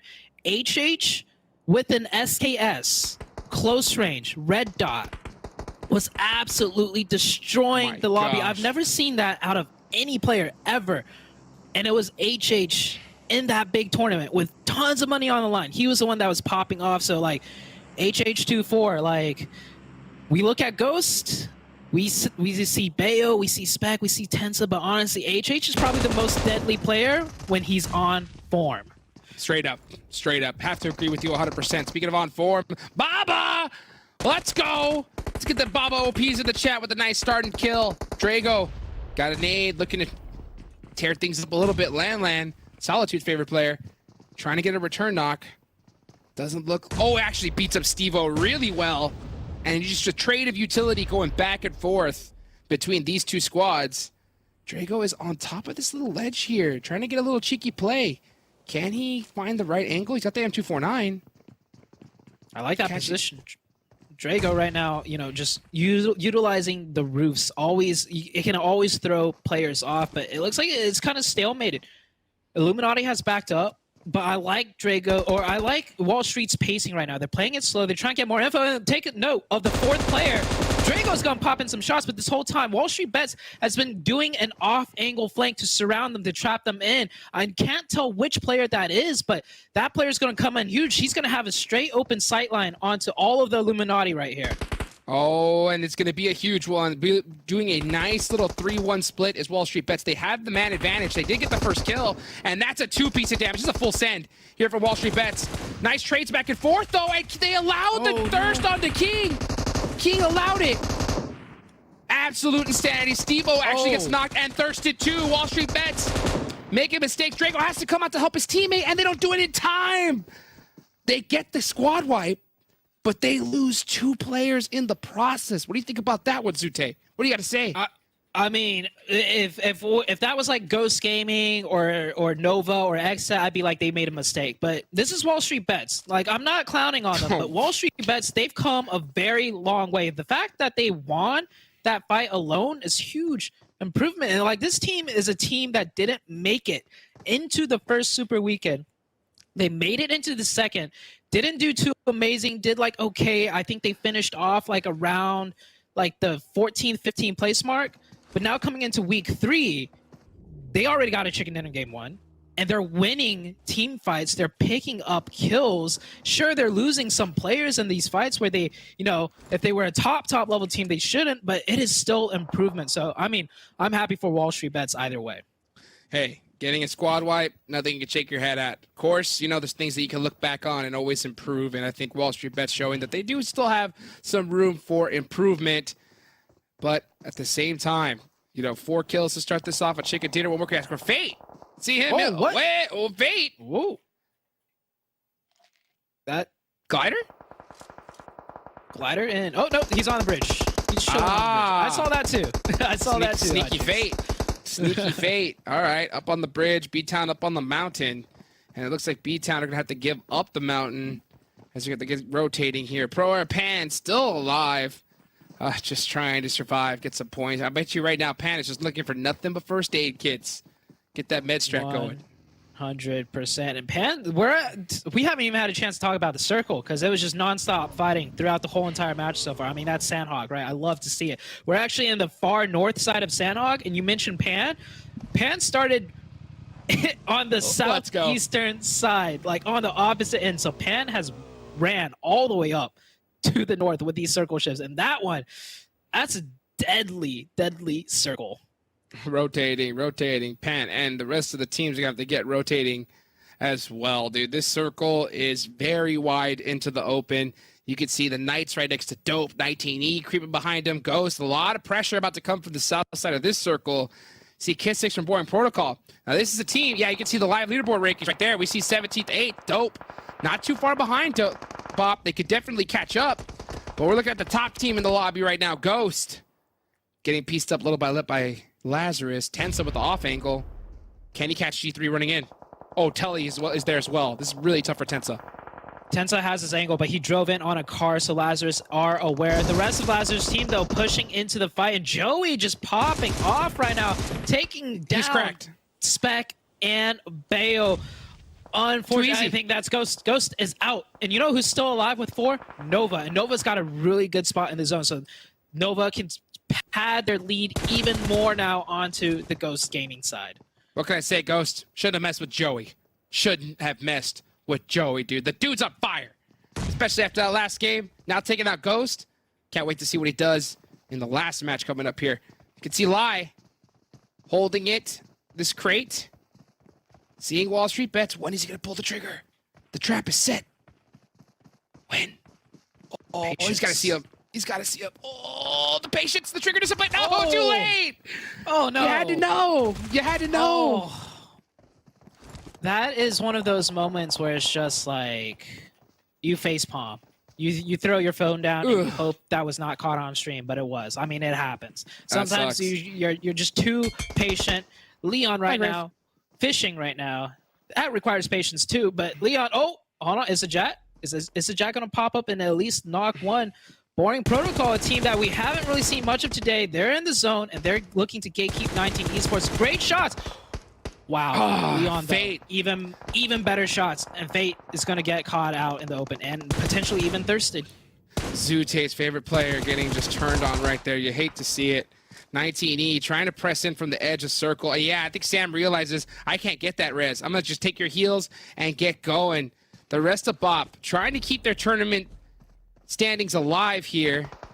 And you can see Fameboy still eating a little bit of blue zone as he wants to pick up these kills on 19E. The circle does shift in the favor of Lazarus. So Bop, they don't have to travel extremely far on this one. Dope on the side as well. It's not that bad shit for these guys. Bop doesn't have to travel too far, but Nova has full control of that mountaintop, and Bop's got no cover on that cross. Bop, I'm going to say, they should do the same thing 19 Esports is doing. Pass off those medkits. WallStreetBets gets eliminated right there. I think Mezexis took them out. Ogilvy playing very quiet, swimming their way in. A team in the first page, a really good team. We haven't really seen all too much from them, but Nova, 0 kills once again, but looking like they're about to win the chicken dinner here. Yeah, this should be another Nova win. I guarantee you, Ghost, while they are out in the lobby, I think they're sweating bullets here because everything's going right for Nova right now. 19E just deep into the blue zone, trying to make something happen, something out of nothing. They're in just such a tough spot. Circle number 5, this one stings really bad. Look at Fame Boys throwing a nade all the way up. Oh, he's got nice angles. Pre-fires? Can he hit the Tommy gun? Oh, we'll have to find out later. Yeah, we're taking a look at Dope's perspective, and you can see how dire it is for him. Ogilvy here also trying to run into zone at the same time. And Nova, we were saying Nova is in a good spot, but it looks like they're getting kind of caught from the people playing in the blue. That is one thing with Sanhok that's so difficult. You have a way into zone, but so many players are still in the blue because it's so difficult to navigate, and you just have to cover your backs the whole way through. It looks like Nova did make it in safely. Boring protocol. Fame Boys not quite yet into the zone, but it looks like he could prone his way in. Itching his way little by little as Fame Boys Ogilvy get taken out. There's still 8 squads remaining. That's so crazy. Only 1 point in placement. We saw for that team. 24K getting caught out by YDD while they're cleaning up this side of the field. At the same time, keeping an eye inside the circle, getting ready to shift. Should be on has made it in with 4 players. Bob has also made it in. This is good placement points. They're in the top 7 right now. If they can just break that top 5 mark, it would be good for them, Fame Boys. He's gonna just play very quiet. I don't think he wants to touch this Dope team. This Dope team has 4 people up. And you got to remember, Dope was right behind Bop. So this could be a big game for them. If they're able to pass them up, they already got 5 kills. Can they add more to their total? They absolutely need to, because Bop is still in this game picking up placement points. Will Dope be able to spot that one little lonely Bop player down there and take him out right now while the placement points are still 7? There's still 7 teams remaining. Now there's 6. Just like that, the placement points are adding up second by second. I mean, Dope should know Fame Boys is there. They were literally taking shots at him just a few seconds ago. So I think Dope is, like, they're fine, right? But I think they're kind of dropping the ball, just letting that player crawl in. He could come in and spoil them later on, but Nova taking shots at Dope right now. Dope's got to worry about the Nova team. The circle shifts towards the Lazarus side, but Lazarus really pieced up right now. Dope. And Dope getting even more pieced up. They had 4 up. They're playing way too passive here. They should be standing up tall and just getting shots onto everybody. Instead, opting to play for placement, and Nova said, hey, how about, how does 5th place sound, baby? Take it. Oh, I mean, Dope could be in 3rd place if they just took out Fame Boys here. And Fame Boys, he's going to make his move now. He realizes, yo, I just saw 4 people running and gunning, and I see it's Nova, and there's no one else to help me out in this situation. So maybe I throw that nade, but circle shifts away. So when Nova moves into the open, Lazarus still has 2 left. Fame Boys can come in and spoil this. He throws that nade, switches to his gun, and okay, he's going to run his way in. And oh, Nova hears up. Fame Boys gets taken out. It's down to Lazarus and Nova and 19 Esports healing way deep in the blue still. Man, if Fame Boys just had one more heal, you know, something to make a little bit of magic happen. Unfortunately, running out, but still a lot left to be had here. Nova making some noise as usual, just bullying Lazarus. Looks like it's only a matter of time. Lazarus forced to smoke themselves out. Oh, nice! It's Joey! I forgot! Joey's still in the game! Anything can happen! Joey does get that grenade, but they are both stuck behind a rock. Do they have more grenades? Does Joey have some more tricks up his sleeve? Joey is holding something, but it's on fire! The molly forced into the blue, and that is a Nova chicken dinner, but let's see how many more meds 19 Esports has. 19 place finish. Sam, with that last one, do a emo, do a dance. You gotta know. You got Hit second place. Hit the leans, baby. Oh, I'm gonna look at some grass. There we go. Oh, that's Morse code. That's Morse code for second place, baby. Take it to the bank.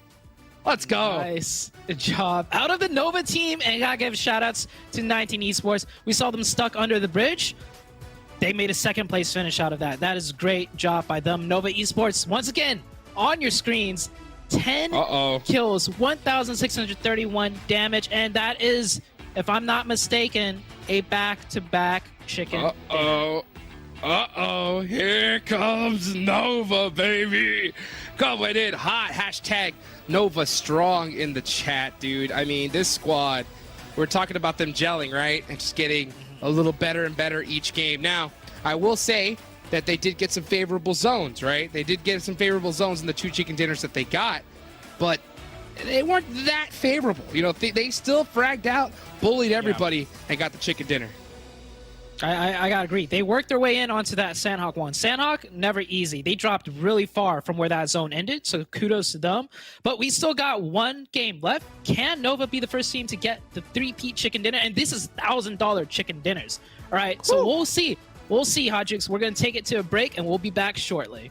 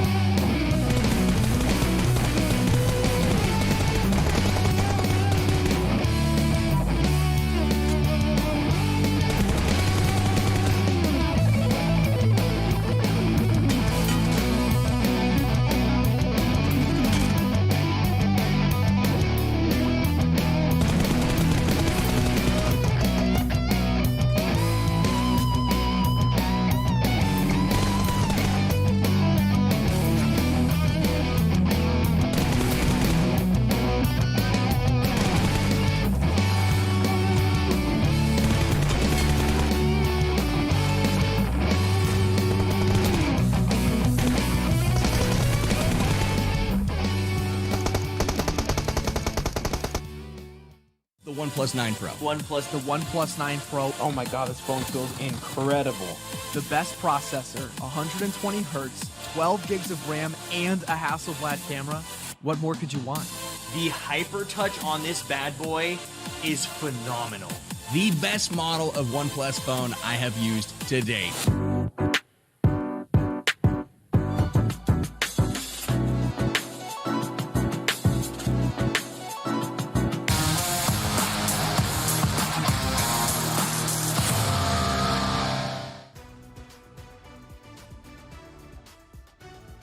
What's good, friends? Welcome back. Sanhok done, son.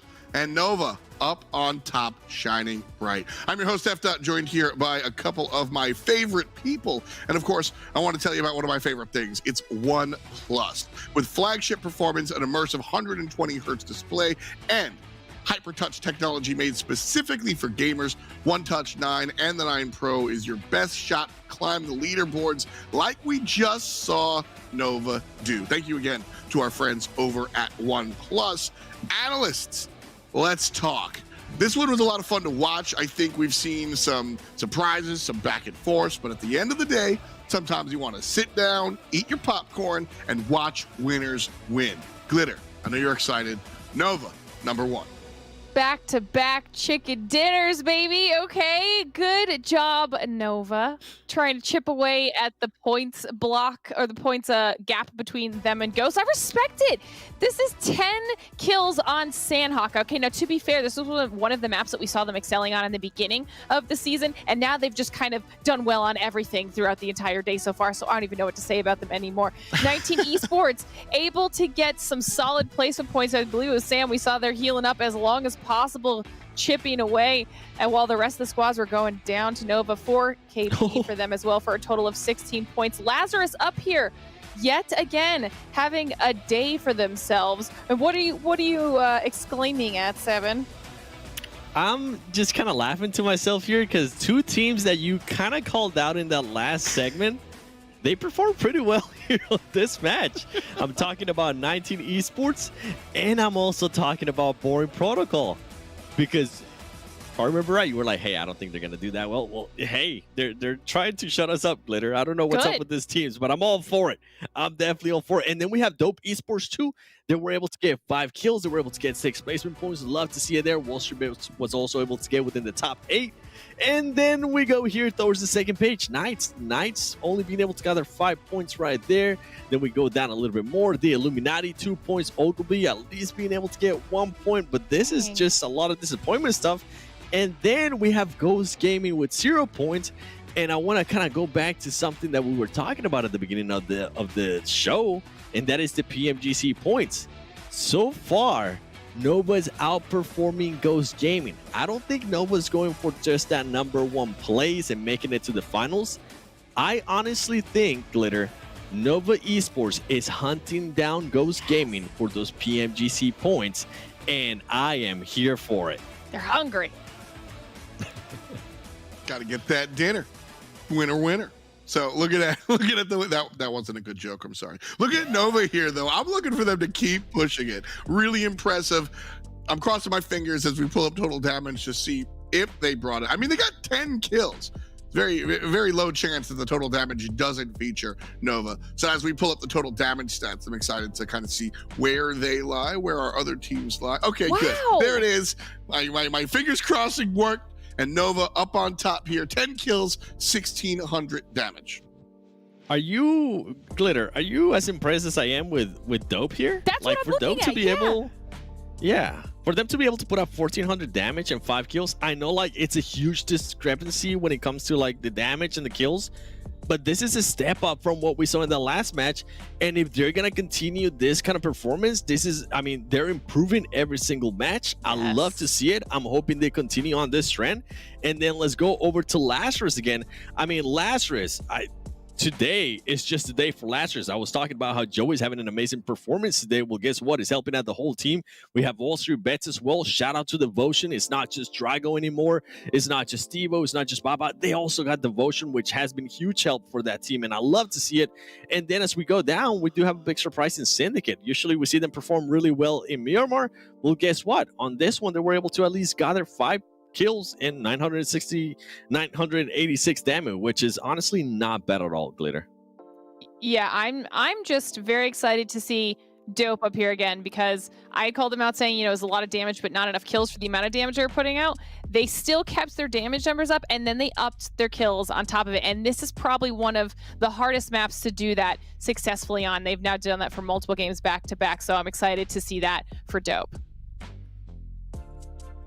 I'm smiling really big. This is where I get to say I told you so. Baby steps, right? Damage game 1, then damage and kills.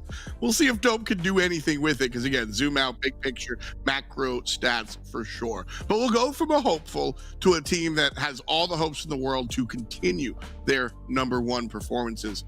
Let's talk Nova.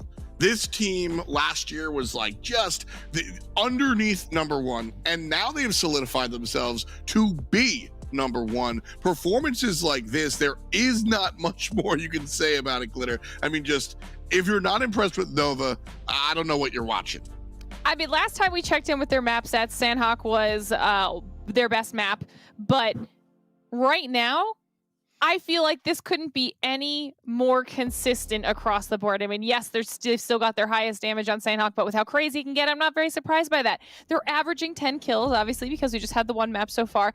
But even moving down the list, I mean, they had a huge performance on Miramar. We've got 2 Erangel matches in the books, and they've got over 1,100 average damage, 8 average knockouts, the longest survival time. It is the biggest map, so it's going to spend a little bit more time. But I mean, they have numbers that on every single map that some teams wish for just on one map. They are so insanely consistent right now that there is not a doubt in my mind about, whether or not adding those two new players in was a good choice. That's been a fantastic choice for them. I feel like they've all really come together as a unit this season. They definitely have. Something that I kind of wanted to mention with Nova, as you were talking about the players there. YDD has actually been playing this super weekend. It's not easy, and he's leading the whole team. 1,600 damage, 9 kills, 7 knocks, average survival time. I don't know if it was the birthday or what it was, but boy, keep on doing you, because you're absolutely killing it. And then we have Rin that honestly doesn't fall far from it. He's been able to put up 1,400 damage, 8 kills, 5 knocks, 21 average survival time. Like, this team is just getting into a consistency. And once again, F-Dop's been saying it, we've all been saying it, the consistency is always what we look at. And with the way this team has been performing, they have finally caught up with Ghost Gaming in regards to kills. They're both currently at 171 kills each, and that is impressive because at one point XSET was the big leader in that. And right now, it's just a battle between Nova and Ghost Gaming. And I mean, Nova Esports right now is just so much more impressive. They're a team that feels comfortable for me. They're a team that feels super, super confident with the rotations. We saw some of the stuff that they were doing at the beginning of the tournament. They were just testing stuff out. It was working out. Now they got into the point where things are just going their way. Things are just working and falling into place. And this can honestly, if they continue like this, Glitter, I mean, I'm going to hop on that train even more, because they have been so consistent. They're looking scary. And if they're given the chance to win the game, they're going to take it and get those kills. Even if they're not given the chance to get the zone or whatever it might be, they're going to look to just grind away to get the win. And that's what I love to see, especially out of a team that will hopefully represent NA on PMGC. Nova's had the long-term goal center for a long time now. We saw them in season 1. Like I said, they were a top team, but not numero uno. Back then it was Ghost, almost unquestionably. And now it's more than just Ghost stumbling. The addition of YDD and just everything coming together. We spoke to Shifan earlier in the week with an interview, and he was just like, listen, man, everything's lining up. The way we practice is a little bit different. These guys are professionals. And it's just impressive to look at, honestly. Straight up and down, shout outs to Nova. Hopefully they can continue their stuff for them and their fans.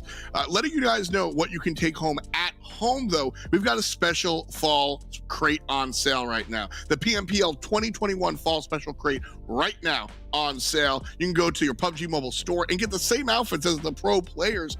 That's a big deal. Usually it was just the pro players once upon a time that could rock these outfits. So you guys can take them home for sure. Always real cool. Seven, I want to get your last take here. We got a chance to see kind of what Nova was able to do. We've seen some surprises. I'm going to ask you to dig deep. Give me a surprise for our 5th map. XSET. I want to see what XSET's going to be able to do. They have had a horrible day, for being absolutely honest. I mean, we were talking about earlier about 19 Esports, but when you talk about XSET, when you talk about the performance they've been able to show us in the past, the performance some of the players have been able to pull up with Polo, Killswitch, and all that, that's falling way short. We saw them lose early engagements as well earlier in the day. So for me, it's for them to be able to finish off strong here today. And this is a trend too. Like, day 1, I don't know what's up with you, XSET. Day 1 on super weekends, you guys just like decide to throw, and then on day 2 you decide to show up. I don't want that trend. I want you to break that trend here in the next match of Erangel. Please, just don't end up with 0 points. Listen, man, you're speaking facts. XSET has been an underscore. There just hasn't been any XSET. I want to see the set rep themselves. I'm looking for XSET to step up for sure. Who are you looking to step up here in our 5th and final map? Let us know. Hashtag PMPL. We'll get your tweet or whatever it is on our radar. We'll find you on Facebook, YouTube, Twitch, wherever you find your own PUBG Mobile. We'll find you. So let us know what you're thinking and who you're rooting for. Seven and Glitter, you guys have absolutely killed it. Thank you so much for rocking it out. We're going to take a look towards our final map and reflect on where we've played. As I said, no Sanhok throughout our league play. So we threw a curveball at you for Super Weekend and we brought it back. Nova Esports takes it, and they took the one before. So Nova, can they get the 3 in the row? That's the big question that I'm going to be asking myself. I'm real excited to see if they're able to do so. And that will just be the final question. 2 more days here of the Super Weekend. All of these points count to get into the finals. And of course, all these points count to get into the PMGC. I mentioned it briefly at the top of the show, and we heard Seven mention it as well. All of this competition is to get here to the finals, which takes you to Americas, which takes you to the Global Championship. So there's always a competition to be looking for here at the PUBG Mobile Pro League, PMPL. So absolutely make sure you're plugged in. Again, thank you to our analysts. We're going to jump into our fifth and final map. Erangel is on the docket. We'll be jumping from the plane right about now. Let's get it, dude. Last game of the evening, everybody. Get your drinks ready, get your popcorn, because we're going for a ride here. Zute! Last one. Yes, sir. Nova. Last one. Yeah, can Nova get... it hasn't been done yet. The three-peat, the back-to-back-to-back. We've seen some back-to-backs, but this is $3,000 for 1 day of playing. If the Nova team could get another chicken dinner here. Dude, the 3 in a row. Just like in bowling, dude. We get chicken dinners, but you get 3 chicken dinners in a row, I call that a turkey. You know? Can Nova get the turkey, dude? Because, I mean, it's just... And the thing is that I don't doubt that they can do it. That's the crazy part. It's like they have just been so on fire. Why? D showing up so big here today. I mean, the whole squad, as a matter of fact. But, I mean, it's just so crazy to see how we have those little pop-off stars, damage-wise, on every single team. But you look at the overall ranking, you know, Nova. Woo! I mean, they've put some separation onto Ghost today. Quite a bit. I mean, Nova looking really good. I mean, this is what happens when you have a team that starts off very inconsistent. They're very inconsistent due to their play style. You know, it takes a lot of risks, like you said. Very hard to emulate, but they never stop doing that. They kept doing those, you know, tougher plays and whatnot. And wow, speaking of the last match of the day, we got some violence right off the bat. And I don't think we've seen this before. 3 teams in one drop spot? Let's get it. It's hot drop. It's hot drop Friday night, baby. And look at this. All the way up top, Mezexis, BTOWN, Pro Era, getting into it. It's a party. It's a Vernie.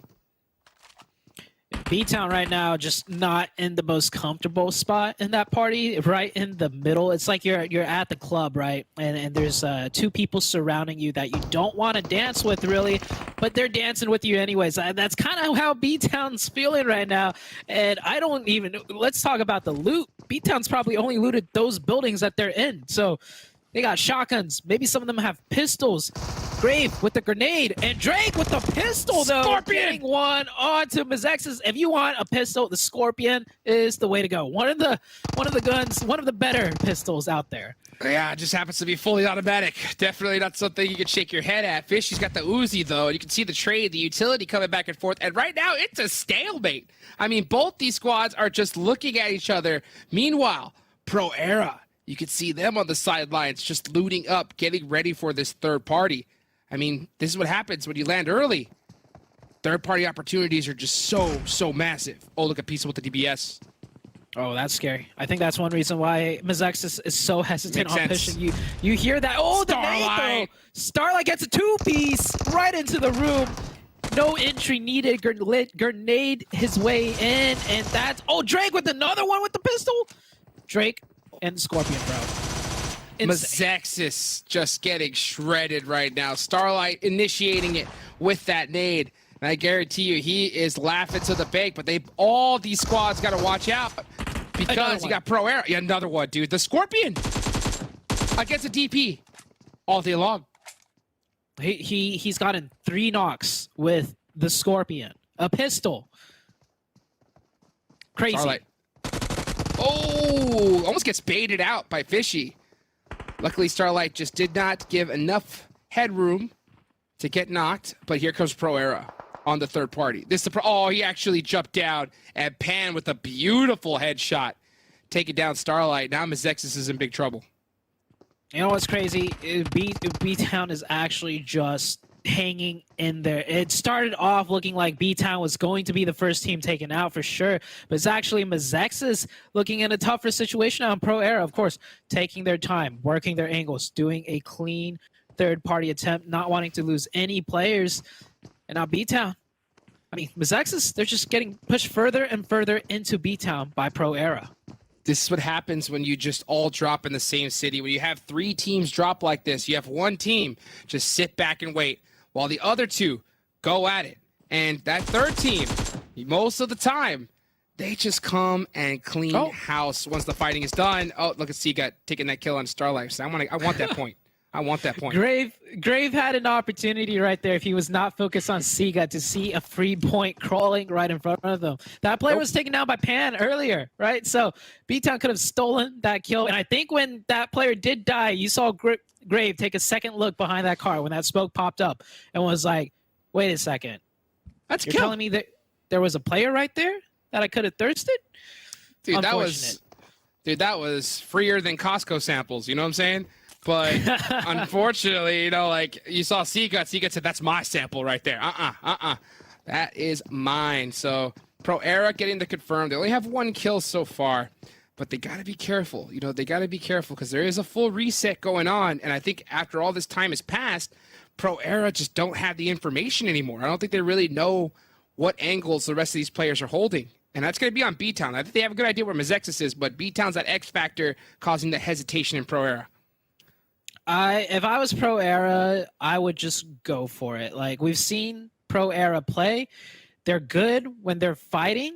So, like, this is a fight. You're the third-party team. You have the number of advantage. Just go for it. On the other side of things, though, 19 Esports taking a fight with Ogilvy. Carnage kind of gets caught out in the open here, but the trade from Acer. Great teamwork out of the 19 Esports team. Neon, this is a straight-up skirmish. We got 1v1s, 2v2s in different areas across the map. Natsuo taking a 1v1 with Sam. Acer taking a 1v1 with Vayne now. It is all-out skirmish right here. Which player is going to win their 1v1s? That's really what it's all about here, because Sam have the arm to take out Ogilvy. Natsuo, a heck of a gunner. Sam, nothing to shake your head at either. I mean, the dude could definitely hit some shots. Natsuo with a nice nade. I think he has a little bit of more, that little hill. Might give him the range he needs. But he actually gets shot at by Acer. Acer just doing a great job at assisting his teammates with these angles. Well, now it's just teammate. Sam's the only one alive. It's up to these 2 to take out Ogilvy. Oh, there goes Sam to a vehicle explosion. Now it's just Acer left. Verex coming in huge with 2 kills onto 19 Esports. He pretty much opened the other side, but Acer is not a player you want to disregard. This man has almost clutched a 1v4 in a shack with an M16, but now he's got an M762. He's got more wiggle room to work with. This is very doable for a player like Acer, this 1v3 situation. Hey, grown man plays. Time to hit those. Free fire from Acer. Not looking like it's too good. Glass with the beautiful shimmies back and forth. He's just buying time, waiting for his teammates, and Glass shutting that down, basically 1v1 style. And Ogilvy, yeah, now gonna get their entire squad up. 4 kills. Great start. Great start. Ogilvy hasn't made too much noise yet today. They've just been kind of in there, but they're starting this one off with a 4 kill points onto 19 Esports of all teams. It's looking good. And they'll get that full reset too. Natsuo will get revived. There is Syndicate coming in, but I think they'll get that revive in time. Meanwhile, on the other side of things, nothing has changed.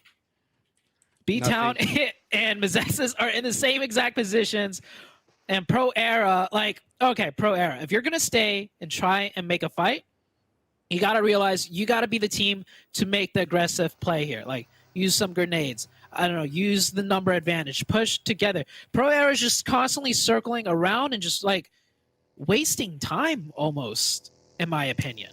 Yeah, I think that they're underlooted, and I think this is kind of like Pro Era's play that I see is just hesitation. Indecisive. Exactly. That's the one word it just automatically comes into my mind.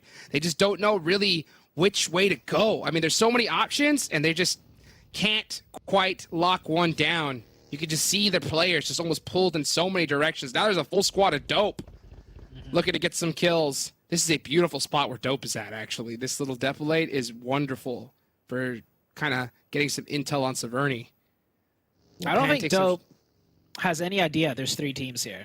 Because, No. I mean, you see the circle, right? Dope is literally just here to plan where to go next. They don't even know anybody is here. Meanwhile, Pro Era, Mezexis, and BTOWN. Like, they're just chilling. Severny, dude. It is where it is, dude. Look at this. So many squads just kind of holding the spot up here, waiting for the next circle to come. There's still that beautiful warehouse that's very close by. That is a really good position. I believe it's still completely open, not taken up yet. And yeah, look at Pro Era. They're just gonna sit this one out. I don't think they just have a really plan to get out of here.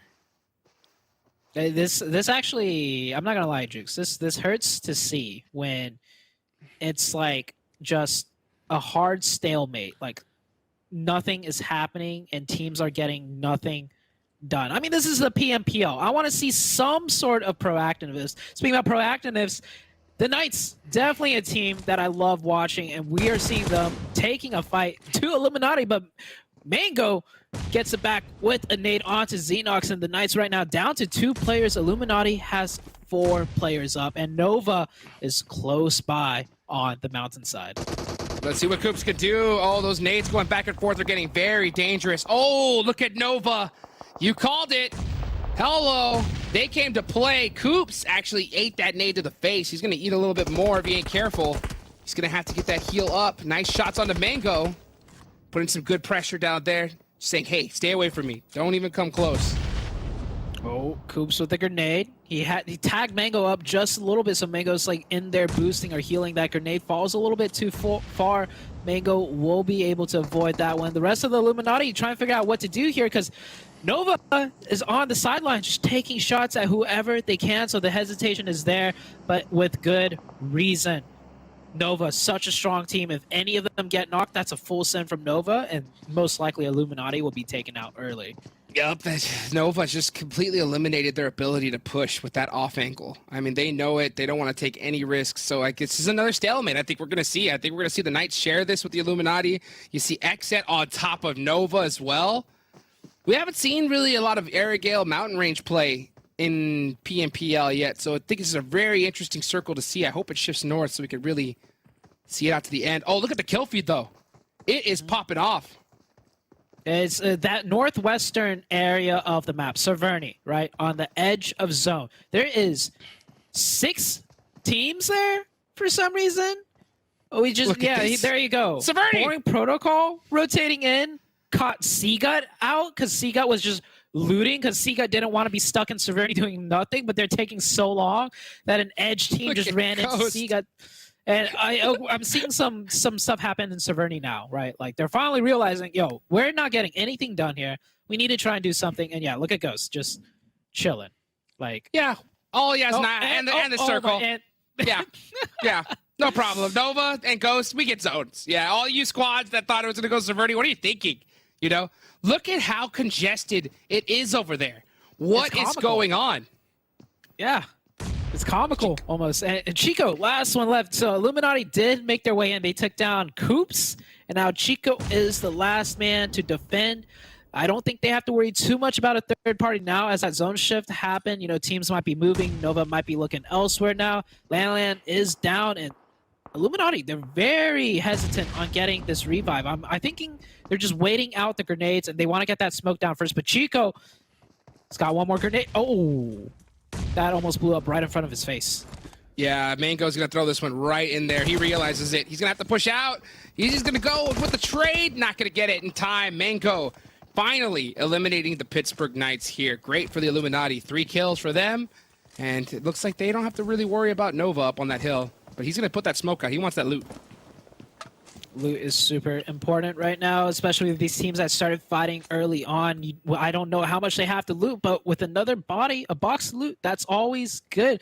Ghost Gaming, center of the circle in this position. They have the ridges to work with. Of course, it's not the highest of high grounds, but sometimes all you want is that middle point on the map. And you can see here, Ghost Gaming, they're pretty safe.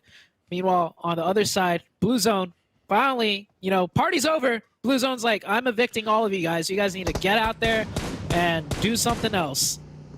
Yeah, that's shift. Just so tough. I mean, Severny. Yeah, you can see Mezexis so late. Pro Era finally taking out another member of their squad. They're going to pop into this bike and start sending it into this circle. They got a heck of a drive ahead of them. Who knows where they're going to end up. 24K. He'll get this res off. He will. Or not. Oh, he's not going to go for it. He can. It's only zone 3. Yeah, he can. Okay. I was going to say, like, Pro Era got that knock, but they don't confirm the kill. Missed opportunity right there. But, I mean, I guess if you're a team that chose Severny for the first 3 circles, nobody's doing anything, and nobody's doing anything correctly here. So there you go. All right, now back onto Nova, a team that does things correctly and gets the chicken dinners, a team that I definitely enjoy watching right now. Already have 3 kills. They're on the more edge side of circle. They could have gone center on that last circle shift, but Nova, they're a team that's not scared to fight their way in. Speaking about fighting, though, XSET wants to take advantage of this Ghost Gaming team right now with that position. XSET has been super quiet. If they could start off this last game with the win onto Ghost Gaming, it'd be huge, but HH's popping off. He's going to get the second one. Spec with the second grenade. Oh, XSET's downward trend of day 1 misery continues. It just Ghost Gaming, just 2 on point. Group squad, just such veterans on there. You got one of the longest standing IGLs, Beowulf, leading the charge. Actually goes down to Polo. Polo, now he's a player you got to be careful with.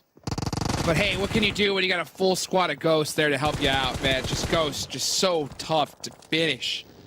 This is the second time today that XSET has been taken out by Ghosts. The last Erangel game, we saw the same thing. XSET tried to get the angles onto Ghost. Ghost Gaming just all stacked together.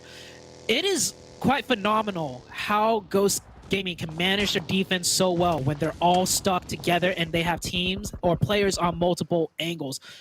90% of the time, the team that's surrounded gets taken out, but not Ghost Gaming. Just it's almost a puzzle to me how well Ghost Gaming does it. I'm telling you, Bayo, such a veteran in the game, leading the way. I mean, he says, you know what? I'm not a kid, dude. Don't call me Bayo, dude. Call me Bartholomew, dude. Welcome to the Bartholomew Academy. I'm telling you, Beowulf just comes up so big, leading the charge with his squad. You can just see their team play style. The second one gets knocked, those smokes coming out instantly to assist. And it looks like they got to pop some smokes here in a second as they are getting pressured from multiple angles. Ogilvy and Lazarus right on top of the hill. I wonder if Ghost is going to press and try to clear this side of the edge, or do they opt to just hold their position? They are in a pretty good spot in this circle. Yeah, I think Ghost is starting to really consider it now. It's probably a good idea. Ghost Gaming right now, not in the center circle. New circle shifted down towards the south end. Yaz, maybe on the next shift we'll see a Yaz Naya circle. That'd be a fun one to watch. But Ghost Gaming, they got vehicles. They got sight lines. That's the most important thing. They got options in front of them. Lazarus trying to do what XSET just did, pulling straight up into Ghost Gaming. This time around, it's going to be a brute force fight. 4 on 4, all from the same direction, and it comes up huge for Lazarus. They get the first 2 openings. It's down to HH and Tensa. HH up top, Tensa with the CQC actually just gets beat up, and Ghosts get wiped by Lazarus. This Lazarus squad, I'm telling you, they are feeling themselves. Joey still up. I think Ogilvy after that, they're looking to get this third party going. You can see the buggies coming out. Nova's on the tail end as well. We're going to see fight after fight right here, right now.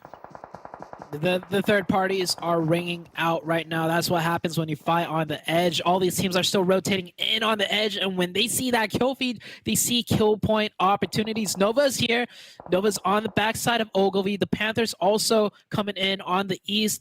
The Lazarus team is managing to get a reset onto their players, so Lazarus does manage to stay alive just a little bit longer. They did lose 1 player, though. It did get confirmed, and Pan is out in the blue. He is gone.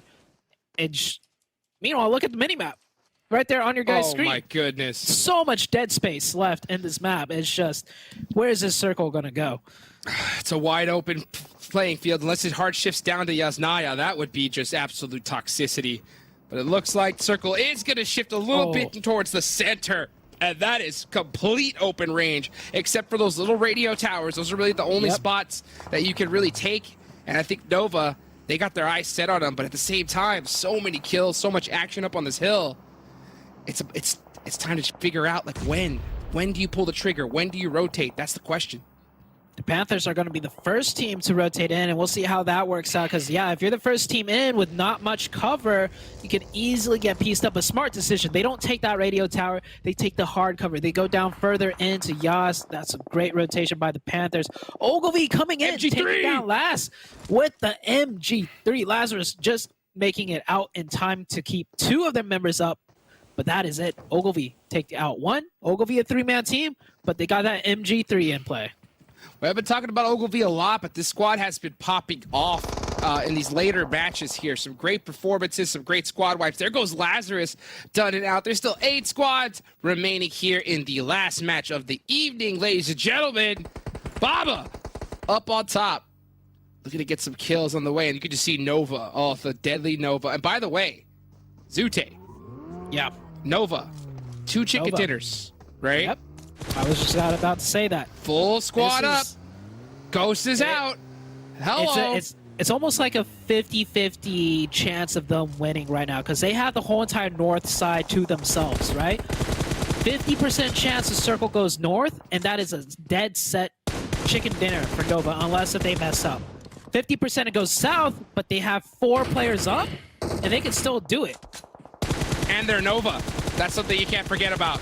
These guys are not messing around, and I guarantee you, Dope, the second they got that finish onto that bot player, that's the team they're going directly against to try to make it into the finals. They went for that thirst real quick. There's still only 1 remaining member. That's Kissix for Boring Protocol. He's just trying to get some placement points, but hey, look, you got to give it up for Dope Esports.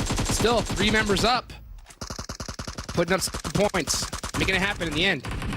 Ren with that AK-4X, taking some shots. Ogilvy is going to get taken out right there. 1 player kind of makes it out. Oh, never mind. Blown up. Well, Ogilvy still's got 1. Oh, and just as I say that, this Nova team, relentless. Just one after another, not giving them any chance. Ren with that AK-4X. Look at the control Nova has on the north side. Completely cleaned out. Everybody else is stuck on that southern side in Yasnaya. Glitter is jumping up and down right now. I mean, this Nova squad are on something else today. What do they put in the water? This How does squad, Ren even know he's here? He scopes he's right insane. in on him. He's insane. The game sense. That's a Ren hard did shift. get knocked, though. Ren did get knocked, and yeah, it's a hard shift down south. Nova's got to make their way in. YDD here. I think YDD heard something, or maybe 24K made some noise, but yeah, YDD is definitely aware of this player. Nova get that full reset. They have to make that rotation in. There's not much space left. Oh, he's sending it on him. Never mind. Second thoughts. He's doing Said a little psych. scout drive, like a scout drive bait, but they got to make that rotation. I hope they have found 1 spot that's open, because there is open buildings right there. Those small 2 stories. Is Nova going to full send into that middle section? We will see very soon as the rest of the teams in Yaz taking some shots at each other, getting some more info. Dude, all my eyes are on Nova right now. Here comes the zone. They realize it. They got a little bit of scouting in, and they are going to full send it down the hill. Here comes Drago. Got some great eyes on it. They should be able to knock 1, but the laydown. Getting baited by the laydown. You said it earlier. Oh, Frady. Oh, this no. is dangerous. The nades. Bop. Oh, no. Yeah. The Panthers. Too good on the utility. Brady, 1 more. The eviction notice. Coming in. A little too far. They got to pressure Nova with those knocks. Wait a second. Nova. Are you the serious? The Panthers backed off. They backed off.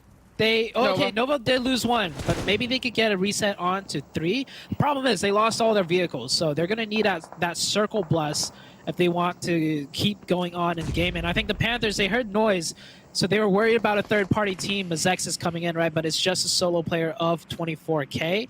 Kind of a missed opportunity for the Panthers, but they still have 4 up. They have control of a good size of the zone. They can still win this game with picking up those kills later on. Could be a big game for the Panthers. WallStreetBets have already picked up 4 kills up on top of those roofs, and we're going to see some CQC action in the apartments. Here comes Nesquik. WallStreetBets back at 4th, I love but it. it's all WallStreetBets, baby. See ya, Dope Esports. WallStreetBets being a very proactive team today. Like weeks before, they would sit quiet. They didn't have to push that. They had their own building. They could have shared it. But this WallStreetBets looking completely different. I don't know if it's the lineup with them putting Devotion in, but 7 kills and they had a chicken dinner today. Like diamond hands, it's happening. Let's go. I mean, they are making decisions quickly and they're executing on them. That's something I've been wanting to see from WallStreetBets. But legal from the Panthers, poking the bear that is Nova, and oh, he's poking him hard, baby. Another nade to finish Rin. One more, and that's the game. Legal. Put him in a coffin. 7 kills, legal with 5. The grenades coming in, and they get that close zone shift. The Panthers have been also very quiet today, and I think this is their game. This is it for them. WallStreetBets have 4, but they do not have the zone. Kill switch, though. Kill switch is a little bit of a question mark. He might cause some trouble for the Panthers, but I think the Panthers with 4 up, they should be okay. Bob, of course, not getting a nice shift at all. Nowhere to cross over in that open. I'm pretty sure Bob is going to go out very soon here. It comes down to WallStreetBets and the Panthers, if you ask me. Panthers are feeling themselves, dude. I guarantee you. After that squad wipe onto Nova, they are sitting very, very pretty. But you can't take out WallStreetBets just yet. They have been on fire here.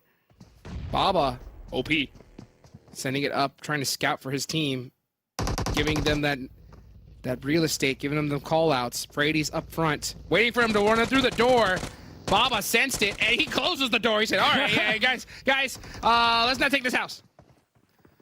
I love how he opens the door and immediately runs into the first portion of cover. That's just like instincts, not to just run straight. Oh, kill switch coming in. This is what I was talking about. Kill switch could cause some trouble for the Panthers. Brady stays alive, goes prone behind. The juke shoes are on, and the support, everybody on the Panthers immediately looking at kill switch. Brady does not get knocked. 4v4 situation. What is he on, dude? He should have gotten knocked 100%. But he hit him with that left. He hit him with that right. And he said goodnight to kill switch, dude. I can't believe this. This is going to be a crazy 4v4. Drago up. Drago's got all the real estate. He's got all the sight lines. Steve-O's right next to him. This has to be a WallStreetBets win. The only way WallStreetBets loses this is if they throw. Oh, speaking about throwing, Drago throws that first grenade, gets the kill confirmed too. WallStreetBets 2 chicken dinners in a day. Diamond hands coming right up. It's not over yet though. The Panthers still have 3. Let's see where the zone goes. The zone does shift kind of towards the Panthers. So I think WallStreetBet, they have to get off that rooftop as the zone closes in. The Panthers, they just need to stay alive here. They cannot give another free opening to WallStreetBets. Like you said, WallStreetBets have the advantage with these angles. Just wait for the blue to push them out. WallStreetBets don't want to get off this roof, brother. I'll tell you that right now. They don't want to because their stock is rising. And Drago loves this angle, but he has to give it up. Has to come down at some point. They cannot get gatekept. They have to really utilize those smokes, the utility. It looks like we're going to see a drive out by Steve-O. Bold play. Can it work out for him? This is going to be so close. This is so intense. This is going to get very messy, and I'm going to love every second of it. It's going to be skirmish in the smokes. Drago almost goes down. He gets off the roof, that reload. Oh, almost clashes him on the jump off, and it's going to be 4v3, but we are fighting in the smokes. Anything can happen at this point. It's a smoke out here. Look at this. Baba with a laydown now. Looks like Jay is going to get a knock onto Drago. That's a huge one. That's going to even up the fight 3v3. Make it 3v... Yeah, no, still 3v3. 3v2 there with WallStreetBets going down Devotion. It looks like it's the Panthers. So good. Oh. There goes down Baba. Oh, man, the Panthers are just shredding everybody. That's it. All over. That's it. Steve-O the Panthers. The Panthers with that $1,000 chicken dinner. Like I said, all they had to do was not give up any more. Wait for that blue zone to push them out. And the Panthers get a huge chicken dinner. That is 12 kills right there. WallStreetBets, of course. Like, you asked me on Sanhok, what do I think about this team losing 2 players in a 4v3 situation? Well, I don't care. They got the squad wipe, and they're improving. And you can see here, they just finished the last game of the day. Second place. Not just any second place. Second place with kill points. Sheesh, what a finish there. Nova still put up some consistent points regardless. I can't wait to see what these leaderboards are going to look like after all this, everybody. That's it for us for the day. Let's go ahead and take it on over to the desk to wrap things up.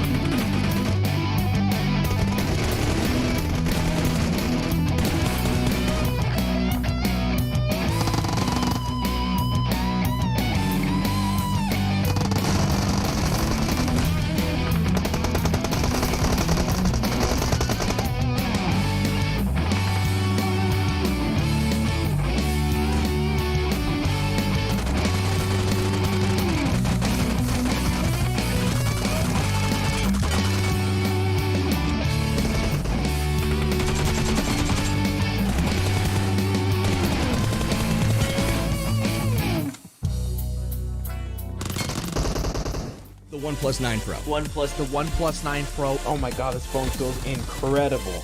The best processor, 120 hertz, 12 gigs of RAM, and a Hasselblad camera. What more could you want? The Hyper Touch on this bad boy is phenomenal. The best model of OnePlus phone I have used to date.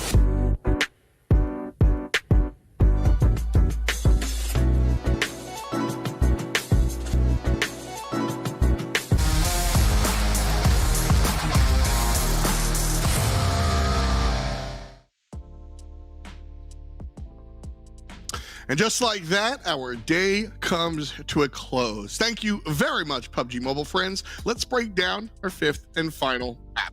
So fantastic stuff for all you sitting out there and watching in TV land. We've got something for you. So I've got a code here that you can drop into your game. Go ahead and take home a parachute and a t-shirt. Now, you got to be quick here, all right? Right quick.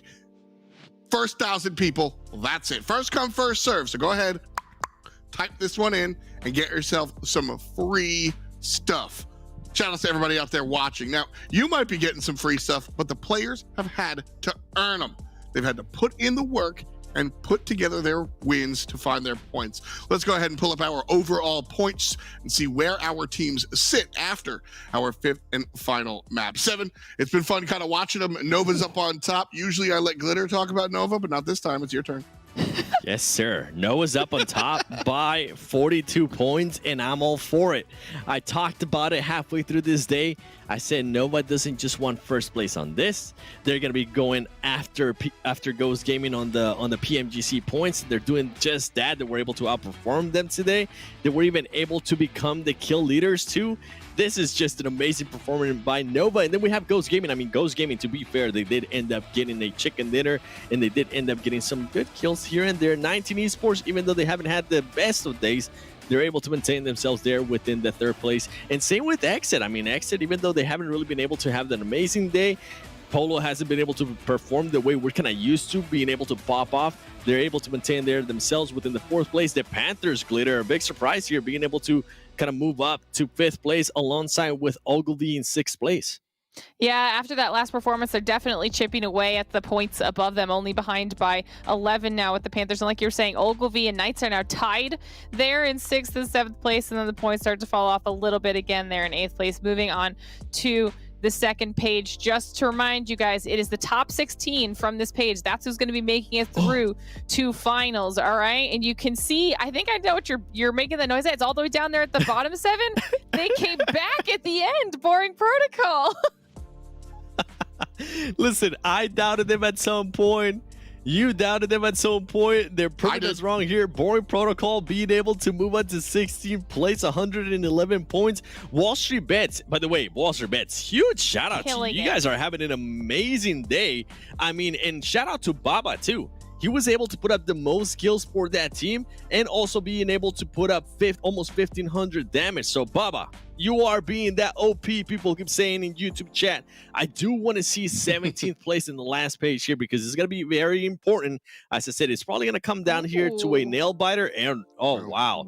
The Illuminati there with 100 points. I mean, by tomorrow, Glitter, I expect Boring Protocol to pass the hit list. I expect the Illuminati to pass the hit list, and then it's gonna be just pretty much Dope Esports trying to catch up everything because it's not even here, so yeah.